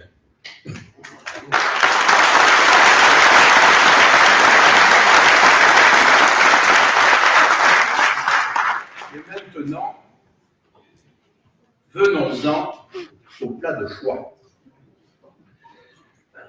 Là, l'histoire des écoles, ça m'a fait plutôt pleurer quand j'ai lu ça. Mais le reste, ça nous a bien fait marrer. Alors, on va commencer. Ici, là, mesdames, messieurs, vous êtes dans un chapiteau provisoire que Gérard Rogoja a fait construire il y a une vingtaine d'années, quelque chose comme ça, en arrachant l'autorisation de l'architecte des bâtiments de France parce qu'il lui avait promis, vous n'avez jamais écouté les promesses de Gérard, que c'était provisoire et qu'il allait faire une salle des fêtes, je ne sais pas où. Et quelques années après, nous sommes toujours dans la salle des fêtes du chapiteau de Villefranche-sur-Mer. Et l'architecte des bâtiments de France, à chaque fois qu'on parle avec lui, s'arrache les cheveux, c'est tant qu'il lui en reste, et nous dit, c'est quand que vous me virez ça? Parce qu'ici, c'est la place d'Armes, c'est-à-dire la plus belle place de la citadelle. C'est là où ça se passait, c'est là où moi-même j'ai eu l'honneur d'être décoré par le général Schiffer, avant que tu construises ça, et le maire s'appelait Calderoni, c'était son dernier mandat. Donc ça fait longtemps que j'ai été décoré dans l'armée. Mais ici, il y a une certitude, mesdames, messieurs. personne ne vous donnera l'autorisation de construire en dur une salle des fêtes. Il faut arrêter de fantasmer. Lui, il nous fait le film américain, vous savez, Avatar. Avatar, c'est un film formidable. On s'assoit, on pense et on se voit dans une autre vie. Et on se voit dans un autre monde. Donc, il nous invente le Villefranche d'un autre monde. La salle des fêtes. Et pour que ce soit parfait, pour que nos amis boulistes de la pétanque, Anne-Marie et Christian, puissent venir au chapiteau plus rapidement, on va faire une passerelle. On va faire une passerelle du Clos de Boule et entre nous. Si vous avez 5 minutes, pas ce soir, il fait nuit. Allez un peu là-bas derrière et regardez où elle débouche la passerelle quand vous mettez face au Clos de Boule sur les toits. Donc après, on va péter les toits. On va peut-être construire un ascenseur pour faire descendre l'arbre. Mais vous croyez franchement que l'architecte des bâtiments de France et celui du monument historique va laisser faire quelque chose comme ça? Et on est dans un autre monde. C'est une promesse impossible à tenir. Alors c'est facile à faire. On me dira après, mais ils n'ont pas voulu. Moi, je voulais la faire, mais il n'a pas voulu la faire, ce méchant monsieur. La passerelle. Et en plus, on continue crescendo. On arrive, cher Rémi, aux Marinières. Là où il y a les restaurants les plus sympas de Villefranche, enfin, il y a des restaurants partout et sympathiques partout à Villefranche, et là, c'est la vitrine commerciale. C'est là où il y a l'hôtel Welcome, c'est là où il y a les restaurants, c'est là où on attire le monde, où vous rencontrez des vedettes du cinéma, du sport ou d'autres choses. Et il nous dit, on va faire piétonne toute la promenade. Donc, du port à la plage, piéton. Mais il nous dit par contre, il y a un petit problème, il écrit, je ne vous invente rien, c'est tout dans le bouquin. Il y a un petit problème, c'est le parking au fond de la plage. C'est que si vous rendez piéton la promenade des Marinières, il faut qu'on trouve une solution pour aller à la plage. Alors je vous propose 2 solutions parce qu'ils n'ont pas réfléchi. Il a dit qu'on va faire un comité de réflexion pour réfléchir au problème. Et après on fait une sous-commission pour réfléchir au problème du problème. Rassurez-vous, ça ne va pas être piéton demain matin. Donc, soit vous ouvrez un tunnel au fond qui va au pont Saint-Jean, sur Wisborne, là, pourquoi pas, mais je ne suis pas sûr que le maire de Saint-Jean et le maire de Beaulieu aient envie de voir 500 bagnoles toutes les heures arriver par le pont Saint-Jean. En plus, l'été, vous vous souvenez, le pont Saint-Jean, l'été, c'est quand même assez sportif de sortir. Donc, il y a ça. Il y a une autre solution plus sympathique. On achète les transports de VTT de l'armée américaine qui a fait le débarquement du 6 juin, vous voyez, comme on commémore toutes les fêtes nationales, le 6 juin, on prend les barges de débarquement de l'armée américaine, ça ne doit pas valoir grand-chose, on les met au port, les voitures montent là, la barge vous amène aux Marinières et vous débarquez sur le parking des Marinières. Voilà une proposition qui est bien.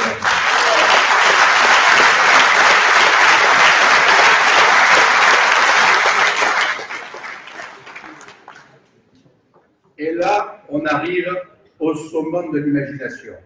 Là, c'est un attardiste, c'est le coup des tunnels. Nous, avec Steve, on sort du tunnel et on a dit, mais avec eux, on y rentre. Alors, commençons par le tunnel de 2011. Vous vous souvenez de celui-là? C'est celui qui partait de Saint-Roch et qui arrivait à Malarive, après à l'Ange Gardien, qui était formidable. Ça permettait de relier l'autoroute de Villefranche, qui est la seule commune du littoral à ne pas avoir un accès à l'autoroute. Donc, quelque part, c'était une bonne chance. On nous a fait faire une émission de télévision, 4 articles dans le journal, des tracts de partout. Et d'ailleurs, je relisais le tract présenté par la métropole de l'époque, qui nous disait que la livraison était en 2018. Nous sommes en 2020. Vous avez vu le trou? Donc, quand on vous propose un tunnel, méfiez-vous. Il y a un loup, comme disait Madame Aubry. Quand c'est fou, c'est qu'il y a un loup. Donc, celui-ci, on n'en parle plus. Mais nous avons décidé de faire un tunnel à l'octroi. Ah, ça, c'est un projet formidable. Nos commerçants de l'octroi qui sont au bord du gouffre, Caroline, qui sont en train de crever, donc on va leur signer leur arrêt de mort tout de suite, parce qu'il y a à peu près 18 mois de travaux avant de pouvoir, on regarde ce qu'on a fait à Nice, donc on n'invente rien, pour pouvoir relivrer une chaussée. Pendant 18 mois, la circulation ne vient plus à Villefranche. Tout le monde va passer sur une corniche, habitant du col. Bonjour. Vous qui avez déjà de nombreux problèmes de circulation au col, rassurez-vous, vous allez avoir à peu près 100 000 voitures de plus par mois. Ça va être une bénédiction. Et ça, on n'y a pas pensé. Et puis après, on fait un tunnel. Petit problème. Il faut faire passer les grands bus, là. Vous savez, ces grands bus de 100 mètres, etc.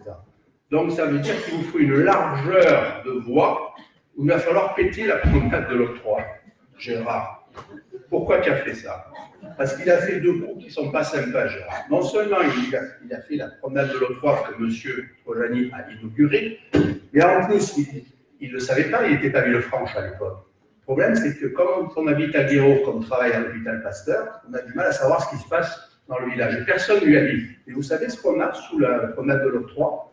L'émissaire d'Agliotis. Vous savez la pompe là-bas qu'on a faite devant l'entrée des marinières de la plage, cette pompe énorme. De là, on a mis une canalisation comme ça, qui remonte et qui arrive sous la promenade de l'octroi pour aller au Cap de Nice et direction à la station d'épuration d'Agliotis. Donc, pour faire le tunnel, il faut couper la canalisation en question. Il faut bien évidemment la détourner, l'enterrer, c'est pas, il faut faire quelque chose. En tout cas, elle va empêcher le tunnel de se faire. Donc, mesdames, messieurs, habitants de Saint-Jean-Beaulieu, Èze et Villefranche, préparez-vous, pendant 5 à 6 mois, il n'est plus possible d'utiliser les cagadous. Alors, soit on se retient, 6 mois c'est long, hein. Soit, nous les anciens militaires, on a une solution, on connaît ça par cœur. Les feuillets. On va dans le jardin, on creuse, on met de la chaux vive, dessus on met un caillebotier en bois, et ça fait le cagadou. Si vous habitez dans un appartement, il va falloir demander au copain qui a un jardin de vous accueillir.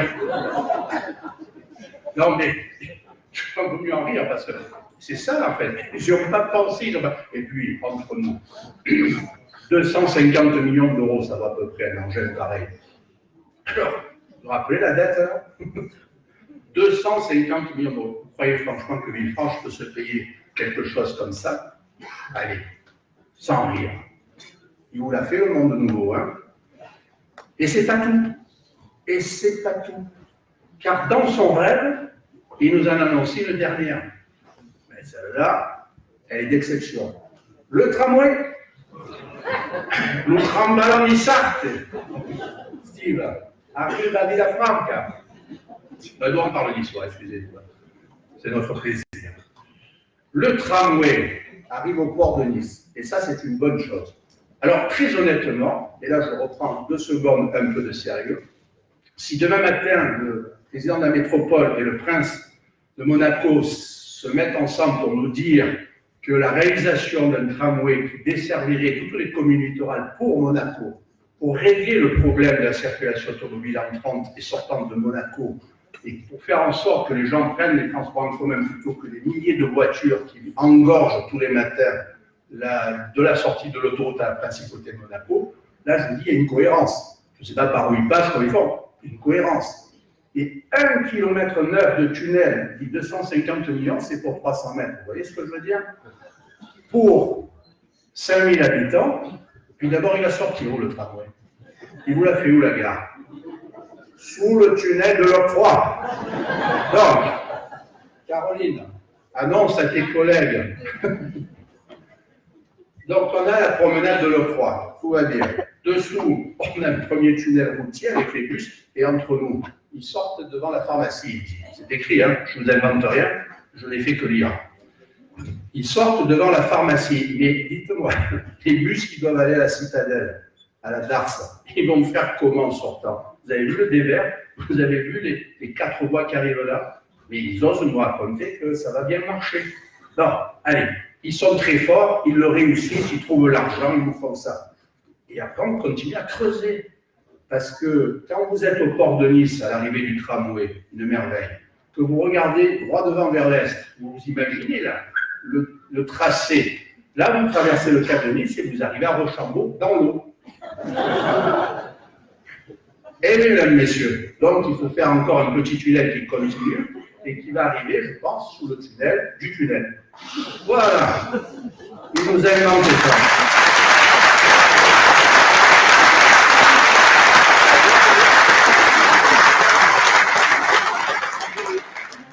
Je crois que Gad Elmaleh a de la concurrence dans la personne du maire de Villefranche.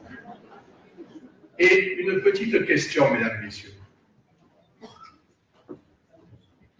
La promenade des Marinières, c'est municipal?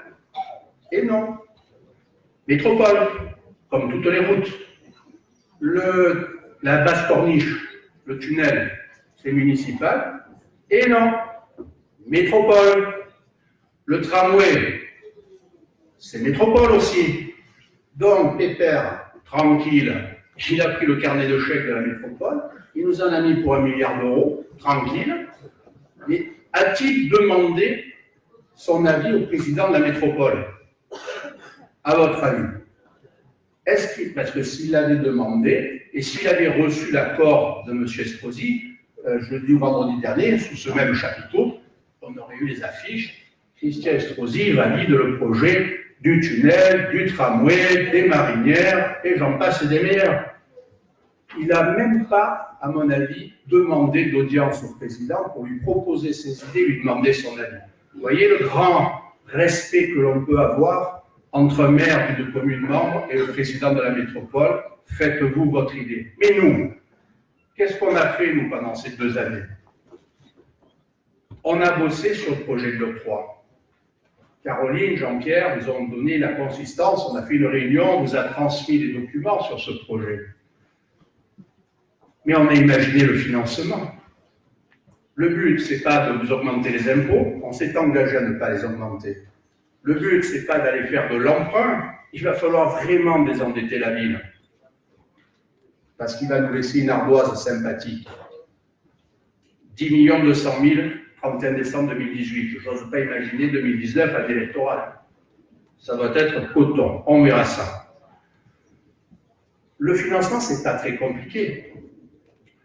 Le parking de 500 places minimum, qui est le besoin de la commune en parking de rassemblement pour enfin arrêter de voir ces hordes de voitures venant d'ailleurs descendre aux Marinières, embouteiller la vieille ville et asphyxier l'octroi et la vieille ville. Et de la même manière, les gens du col. Ça s'appelle une délégation de service public. C'est comme Aise en ce moment, qui construit son parking de 300 places. C'est la métropole qui lance la délégation de service public et la société qui gagne le concours finance les travaux et en contrepartie de quoi a la gestion du parking pendant 30 ans. Mais nous sommes des gens sérieux, des gens raisonnables. Quand notre projet a été terminé, et je salue par exemple des Villefranchois qui ne sont pas avec nous, mais qui ont travaillé dessus, comme M. Gomis, un grand architecte niçois de Villefranche, qui nous a fait cadeau de ses heures de travail le week-end pour nous aider à modéliser ça, à ce qu'on ne fasse pas de bêtises, à ce que notre proposition elle soit sérieuse, parce qu'avec ces ingénieurs et ces architectes, ils nous ont validé ce projet-là. Je parle aussi de Gérard Lupineau, qui est dans la salle. Je lui fais un clin d'œil particulier. Parce que ce garçon, vous l'avez vu dans Nice Matin à la télévision, c'est un petit de Villefranche, il est né ici en bas à la Darse, il y a habité, maintenant il s'est escapé à Beaulieu comme tant d'autres, mais bon, on en reparlera. Et oui, non, mais vous allez voir, ça c'est un autre problème, il faut faire revenir les Villefranchois à Villefranche. Et Gérard, il a représenté la région à Las Vegas au branchot multitechnique de toutes les grandes sociétés du monde, il a été 3 fois primé. C'est le meilleur dans son domaine, c'est lui qui fait les imprimantes 3D. Il a représenté la métropole et la région de Paris à l'Élysée. Quand le président Macron a accueilli tous les grands chefs d'entreprise du monde, il était là avec sa technologie qui a été primée. Il a été reçu par le maire de Nice 10 fois, le président du département 15 fois. Et ici, personne ne le connaît. Enfin, nous, on le connaît, mais la mairie, ça ne les intéresse pas. Gérard en reparlera ça. Et ce garçon, c'est lui qui vous a fait les images que vous avez vues sur les écrans. Ce travail-là exceptionnel qui nous a permis de rendre réelle notre pensée. Donc après, on va construire la partie commerciale, que l'on va vendre quand même en partie. On va aussi maîtriser certains locaux, comme nous disait Caroline, pour accueillir les métiers de bouche dont on a besoin. Il faut être prêt à faire quelques efforts. On va créer le centre médical, mais la vente de la partie, les clusters des entreprises de la mer que Jean-Michel nous a proposé avec... Non seulement il nous a proposé, mais il nous a amené les chefs d'entreprise. Donc c'est du sérieux. On démarre demain matin si on a les locaux. avec lui. Tout ceci va produire du bénéfice pour la commune, parce que nous allons vendre avec un bénéfice, bien évidemment. Ce bénéfice nous permet de financer la partie administrative. Nous allons sortir de la citadelle les services de la métropole, les services techniques, etc., pour que la citadelle soit dédiée à la culture et à l'art, comme l'a dit Steve. Et tout ça, il faudra bien les replacer, ces gens-là. Donc on va avoir les moyens de faire ça. Jusque-là, ça ne coûte rien, ni en impôts, ni en emprunt. Ce qui reste pour nous à financer, c'est le parc. On va faire un parc exceptionnel au-dessus qu'on fera ensemble. C'est vous qui déciderez ce qu'on va y faire. Ce n'est pas Jean-Pierre Perron. Ni moi, ni elle. On va faire une concertation, on décidera ensemble de ce qu'on va faire. Ça, il faut le payer. On pourrait dire qu'on a les moyens de le payer. Mais j'ai une petite idée. La Thalasso. Il y a un monsieur qui sourit parce qu'il m'a questionné sur ce sujet-là. Je vais vous faire une petite incident. Le projet Thalasso, nous l'avons voté avec Christine. Parce que nous, on avait fait une résidence de tourisme, Pierre et Vacances, avec une balnéothérapie. Lui veut faire un hôtel Thalasso. La démocratie lui a donné la main. On est d'accord, on a voté pour. Le problème, c'est qu'au fil des mois, on a vu se barrer les hôteliers. Il n'y a plus d'hôteliers. On va avoir un hôtel 5 étoiles qui crée 100 emplois. C'est cet écrit-là. Sauf que le promoteur nous a expliqué que le projet, c'est 40 emplois. Qui croit? Le bonimenteur ou le promoteur? 40 emplois, ça serait déjà pas mal. Jusque-là, on soutient. Sauf qu'il n'y a plus d'hôteliers, mesdames et messieurs. Tous les groupes qui sont venus étudier sont partis. Et il n'y a plus de thalassothérapie. La société de thalassothérapie n'a décidé de ne plus investir d'argent dans notre projet. Je ne sais pas pourquoi. J'ai quelques idées. Vous avez aussi quelques idées. Et tout ça, ça sent mal barré. Mais ce n'est pas pour ça que nous nous sommes opposés. Nous avons bloqué ce projet parce qu'il a décidé de le vendre à bas prix. Ce terrain, nous l'avons vendu 14 millions d'euros. Les domaines nous disaient 15. Et aujourd'hui, in fine, il dit qu'on l'a vendu 9, mais en réalité, on le vend 8,5 parce qu'on donne 500 000 euros de plus pour les parkings. Donc c'est une façon de déguiser la baisse du prix. 8,5 millions, ce qui vaut 14. Et là, on a dit non. Et si vous nous faites confiance le 15, le promoteur viendra nous voir, il le recevra. Et on va lui dire, on s'assoit, on rediscute, parce que la négociation avec les amateurs près de l'équipe précédente, c'est bien gentil, vous nous avez ficelé et vous nous avez, je dirais, un peu roulé dans la farine, mais avec nous, ça ne va pas se passer comme ça. Avec Roger, qui est un spécialiste dans ce genre de choses, avec d'autres, comme aussi Alain, que vous avez vu, on a l'intention d'expliquer à ce promoteur qu'il faut donner à Villefranche le juste prix. À 8,5, c'est non. À 11,12, on va négocier. Pourquoi pas? Si le prix est raisonnable et que les Villefranchois qui seront consultés nous disent on est d'accord, on lui laisse construire son projet. Vous voyez, on n'est pas contre, on n'est pas pour détruire le travail de nos prédécesseurs. Mais les 3 ou 4 millions de plus que nous récupérerons financeront largement le Central Park au-dessus du stade. Et au stade, là, je fais une précision, on y reconstruit un stade de football aux dimensions réglementaires, monsieur l'ancien président du comité olympique, du championnat de football amateur, ce qui fait que nos enfants, si tant est qu'il reste des footballeurs à Villefranche, mais qu'au moins le club fusionné avec Saint-Jean-Beaulieu pourra continuer à pratiquer les compétitions de football à Villefranche. On n'est pas obligé de faire un stade de dimension Champions League. On fait un stade de dimension championnat de France amateur, et le reste, c'est pour faire des promenades pour les anciens, c'est de faire des promenades pour les chiens, qui sont bannis de Villefranche. Moi, j'ai une chienne, il n'est pas question qui m'empêche d'aller promener ma chienne au jardin à Villefranche. Un endroit pour les seniors, un endroit pour les gamins. Voilà ce qu'on va faire ensemble, si vous nous faites confiance, le 15 mars prochain.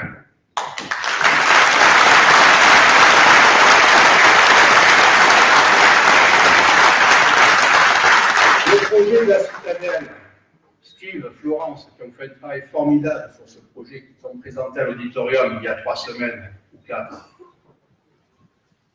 2 ans de travail, mais les contacts ont été pris. Les contacts, ils ont été pris à double titre. D'abord avec le gouvernement de la République française, Jean-Pierre. Parce qu'il se trouve que Jean-Pierre, il y a des relations privilégiées avec le ministre de la Culture du gouvernement d'Édouard Philippe, parce qu'ils sont du même mouvement. On peut le dire, on ne fait pas de politique, Mais bon, quand même que ça nous a rendu service, donc on est bien. Va voir ton ministre, ton président, et pourquoi. Donc il est allé toucher 2 mois M. Rister, à savoir si l'État était prêt à nous accompagner dans cette démarche. La réponse est oui.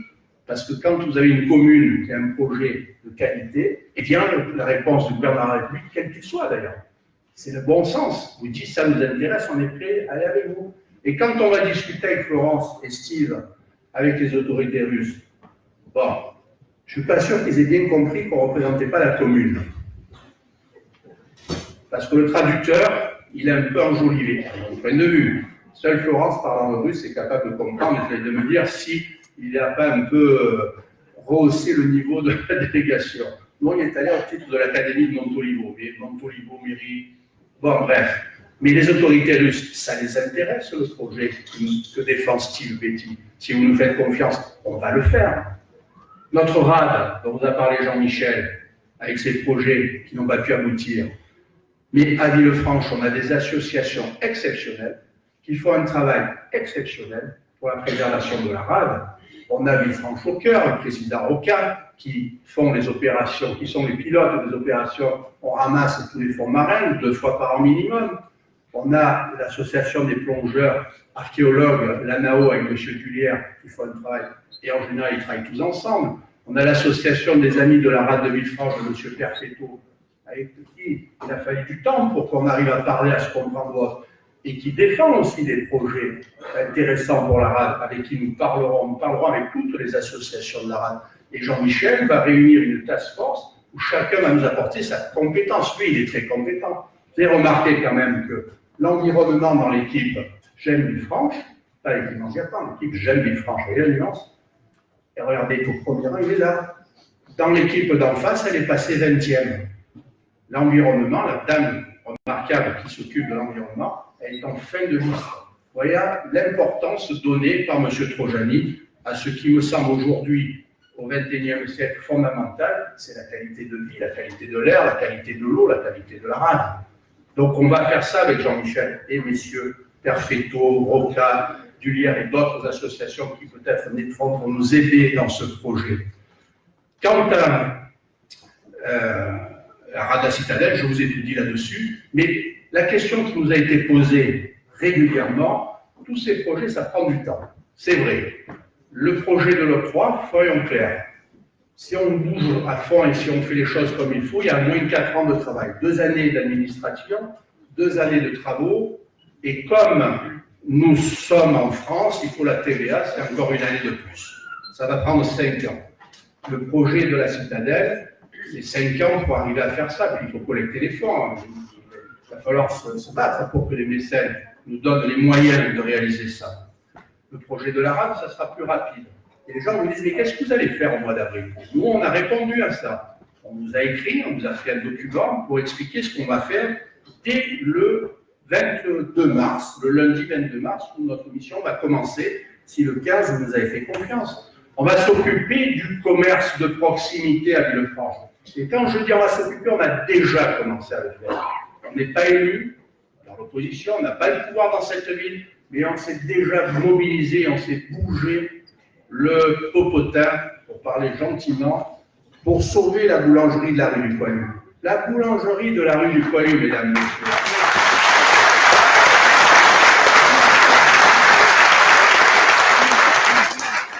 Nous étions arrivés à une situation invraisemblable parce que le maire de Villefranche s'est fâché avec le propriétaire et avec le locataire.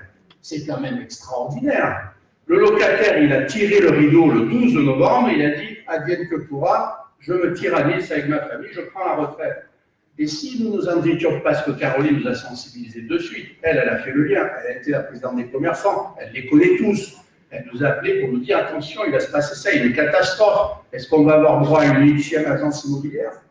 Parce qu'à Villefranche, quand un commerce ferme, on a une agence immobilière. Il y a des centaines de milliers d'agents immobiliers dans le monde, et tous les matins, ils se lèvent en rêvant d'ouvrir une agence à Villefranche. Vous vous rendez compte? C'est merveilleux. Si ça continue, nous sommes la ville des agences immobilières. Non. Et des pompes funèbres. Pour être tout à fait cordial.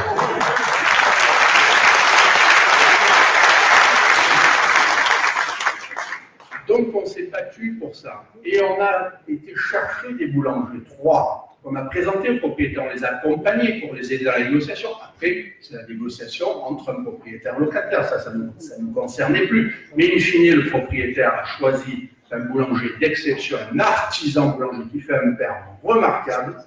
Et aujourd'hui, la vie dans la rue du Poilier renaît. Et je vais même vous dire mieux. On va installer juste à côté une rôtisserie. Si tout va bien, alors le calendrier électoral n'a rien à voir. Parce que je ne peux pas vous dire que je vous l'ouvre dans la semaine. Mais dans le mois qui vient, je vous garantis que nous ouvrirons une rôtisserie. Et on va continuer à se battre comme ça, commerce par commerce. D'abord parce qu'il faut soutenir ceux qui sont au bord du gouffre, le buraliste de l'octroi, le marchand de journaux de l'octroi qui a fait faillite parce qu'on ne l'a pas aidé à obtenir la licence de tabac. La licence de débit de tabac, ça dépend des douanes. Mais les douanes, ils ont un cahier des charges. Tant de population, tant de licences. Et Villefranche a perdu la moitié de sa population, donc pas de licence. Alors qu'il y a toujours eu un tabac à l'octroi, moi je ne suis pas fumeur. Mais si ça peut aider le commerce à survivre, il faut l'aider à l'obtenir. Il n'a pas eu d'aide, il a fermé. Le suivant arrive, même chose, il sait qu'il a besoin de ça. Nous avons pris l'engagement de harceler comme il faut le directeur départemental des douanes. Nous irons voir le ministre du budget si nécessaire, que nous connaissons bien par ailleurs, pour obtenir ce petit privilège de Villefranche et que ce commerce doit vivre. Mais déjà, regardez ce qu'on a fait. Parce que là, il faut attendre d'être maire pour pouvoir intervenir. Mais sans être maire, Yves, toi qui es là derrière moi, Yves, c'est le responsable des travaux de la régie des transports de tous les bus de la métropole, c'est lui. Avec lui, par exemple, on avait obtenu dans le temps des arrêts à Rochambeau. Tout le monde nous expliquait qu'on ne pouvait pas, puis on avait des dames d'un certain âge qui avaient des problèmes de locomotion, il nous dit, il nous faudrait un arrêt des bus. Ben, Yves, il l'a fait, l'arrêt des bus, alors que tout le monde nous expliquait qu'on ne pouvait pas le faire. On demande gentiment là. Yves, avant-hier, il y a la permanence, vous savez, la régie vient avec son petit bus et puis ils vendent les tickets au Villefranchois. Qu'est-ce qu'il fait? Il voit le patron du service commercial et lui dit, mais les tickets, plutôt que de venir avec le bus, on les confie aux marchands de journaux, il lui vendra lui les tickets et les clients vont venir chez lui. C'est fait ça, mesdames, messieurs. C'est fait.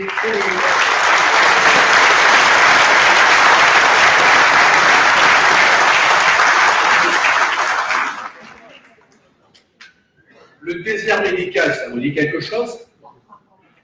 On est une ville où on a quasiment plus de médecins spécialistes, le laboratoire va partir, ça part à volo, on n'a plus de commissariat, on a perdu la trésorerie qui ferme cette année, alors qu'on avait signé des conventions pour les maintenir 20 ans, mais il faut croire que ça n'intéresse plus personne aujourd'hui à la mairie, on a des banques qui ferment, bon, ça part en sucette, c'est le moins qu'on puisse dire, et puis nous avons 700 enfants. 700 enfants, ça veut dire qu'il y a des enfants et des mamans.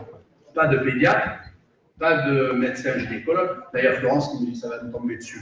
Là, je la vois dans son regard. Parce que, évidemment, pédiatre, hôpital Lamballe, vous voyez, ça fait le lien. Et je puis vous dire que les discussions sont avancées, n'est-ce pas, Caroline, pour amener un pédiatre à Villefranche, la priorité pour nos 700 enfants. On n'est pas élu, on n'est pas maire, on n'est pas en charge de rien. On l'a déjà fait. Ça va s'ouvrir. Voilà.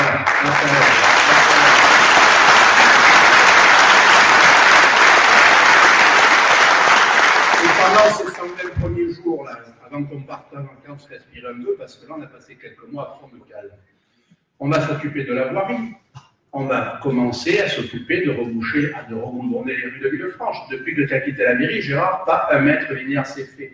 Toutes les communes, Beaulieu, Marinoni, Saint-Jean, tout le centre-ville, Aise, la promenade, et nous, rien. Remarquez, c'est pas compliqué. Notre maire, il a compris que s'il demandait rien, il n'avait rien. Facile.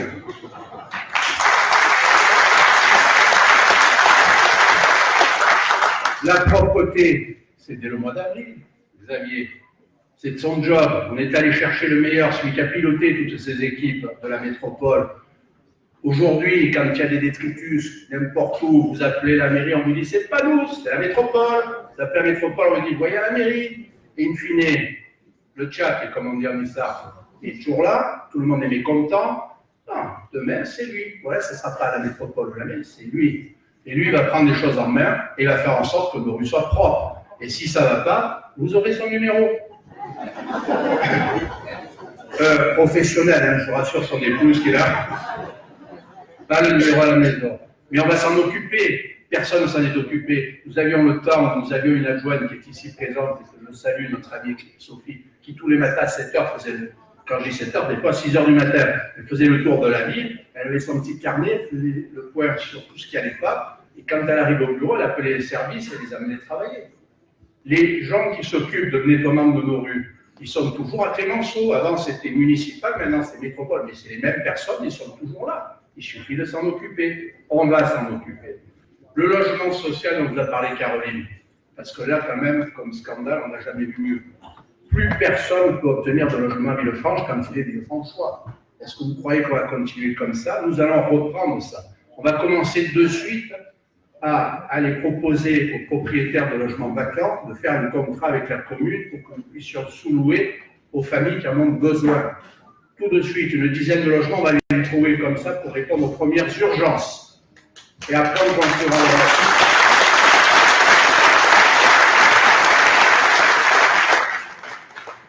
La sécurité, je ne sais pas pourquoi ils ont réduit le nombre de policiers municipaux à Villefranche. Bon, nous, on a décidé de créer une brigade cynophile.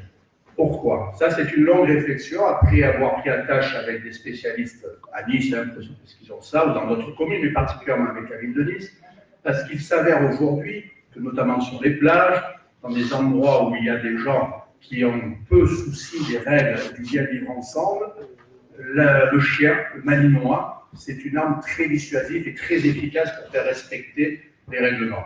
Donc on a décidé de le faire, on va le faire de suite, dès cet été, on va commencer. Ensuite, on va s'occuper de vos plages. Déjà, aux Marinières, c'est pas très reluisant ce qui se passe, et ça fait plusieurs années que ça dure. Mais à Rochambeau, à la Darse, c'est devenu colonisé par des gens qui pratiquent, je dirais, un certain extrémisme, avec des gens habillés de la tête aux pieds, etc. Et parce qu'il n'y a personne, ils pensent être tranquilles. Mais ça, c'est interdit en France. On est un pays laïque, chacun pratique sa religion comme il l'entend. Et moi, je suis croyant et je respecte toutes les autres religions, et j'ai des amis de toutes les religions. Et nous avons une liste qui représente la société française. Hein, je vous signale comme ça. Vous avez vu qu'en plus, elles sont jolies. Hein, vous êtes d'accord? Mais nos amis en question, ce sont des gens qui ont une conception laïque de la République. Il n'y a pas de problème. Moi, je ne veux pas qu'on rentre dans ces histoires de guerre civile. C'est là où il faudrait mettre des portiques, peut-être.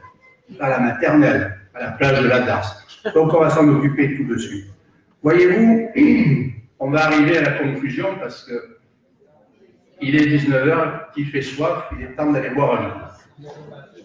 Parce qu'il y aurait tant à dire. Mais je voudrais que vous preniez conscience d'une différence majeure entre nos deux équipes concurrentes. Et cette différence, je vais vous livrer une réflexion faite par un ami de M. Trojani lors d'une de ses réunions thématiques, comme il en a fait ce matin. La première, il y a un de ses amis, que nous connaissons bien, puisqu'il avait été élu avec nous, qui dit formidable, parce que les gens arrivent en disant on a du mal à voir le maire. Parce que si vous voulez un rendez-vous avec le maire, il faut entre 18 et 24 mois à Villefranche si vous avez des relations. C'est à peu près ça. Les termes de Bourgoujat, porte était ouverte, vous tapiez, s'il était là, il vous recevait. Maintenant, il faut prendre son mal à patience. Et ce garçon, sans se douter du mal qu'il allait lui faire, probablement, spontanément dit non, pas de problème. Moi, j'ai appelé sa secrétaire à l'hôpital, j'ai eu le rendez-vous de suite. Ah, mesdames, messieurs, appelez la secrétaire du chirurgien en secteur privé, vous payez 200 € de consultation et vous avez le rendez-vous dans les 15 jours.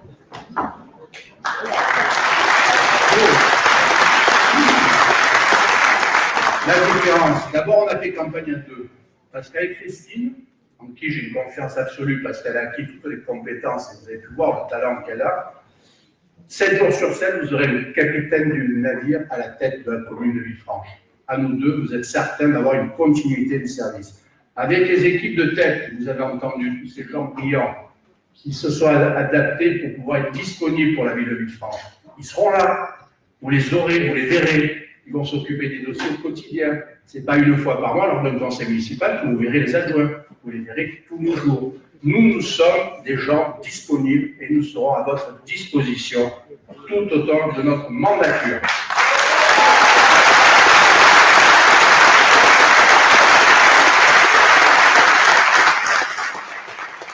Un clin d'œil à notre personnel municipal, Gérard. Il fut un temps où le maire de Villefranche, même son prédécesseur faisait ça, c'était des gens qui étaient proches de leurs collaborateurs. Moi, j'ai vu le maire de Villefranche, celui-ci, le samedi matin, avec les croissants, payer le café et les croissants, tout le personnel qui était de garde. Ce temps-là est révolu. Depuis 6 ans, ils souffrent, mesdames et messieurs, ces gens-là, nos collaborateurs. Ils n'en ont jamais autant bavé. Des histoires de harcèlement moral, des histoires de harcèlement sexuel, vous l'avez encore aujourd'hui dans le journal. Ça a été ça tout le temps. Ces gens-là vivent sous la terreur. Quelques-uns d'entre eux ont osé prendre le risque de venir ce soir. Les autres, je leur ai dit, ne venez pas. Ils sont capables de tout. Voilà, ces gens-là doivent savoir qu'on va revenir à l'ancien temps. Un temps où les employés et les élus avaient des relations courtoises, amicales, familiales. On va restaurer ça, Gérard. Pour eux.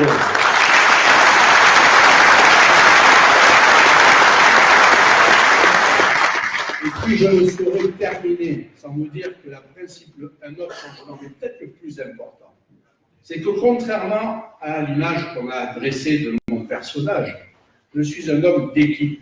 Je ne suis pas un jupitérien. Je ne suis pas l'homme qui décide d'en haut et tout le monde exécute. Et même quand j'étais dans l'armée, ça ne marchait pas comme ça. J'ai quelques-uns de mes anciens collaborateurs dans l'armée qui sont là. J'ai eu aussi mon ancien colonel. Nous étions des gens qui travaillions main dans la main. Avec cette équipe-là, on a fait ça pendant 2 ans pour vous préparer un programme de grande qualité qui tient la route, qui est totalement financé. Mais ce que je leur ai dit, c'est que les décisions importantes, c'est vous qui les prendrez. Je pense qu'aujourd'hui, au XXIe siècle, où on voit des gilets jaunes, des gilets rouges, des gilets bleus de partout dans les rues, et tout le monde gueule et personne n'est content, ce dont ont besoin les gens, c'est qu'on les écoute.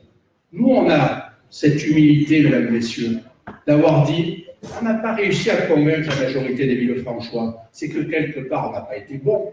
C'est pas parce que le terrain est gras, parce que l'arbitre n'était pas en forme, parce qu'il pleuvait. Non, on n'a pas été bon. Qu'est-ce qu'on a fait de mal? En quoi on a failli? On s'est posé ces questions.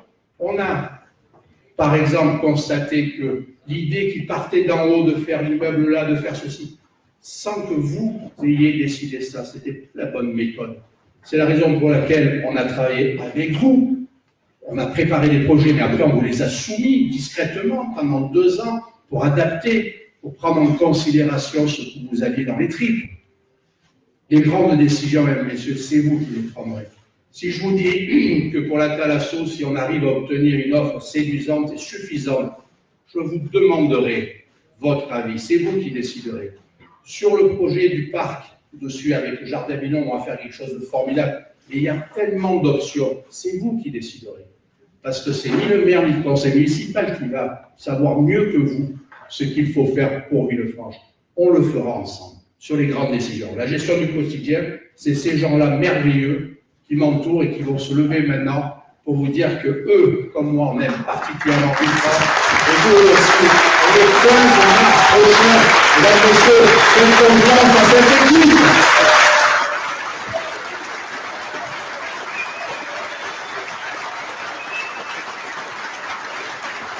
Ils sont merveilleux.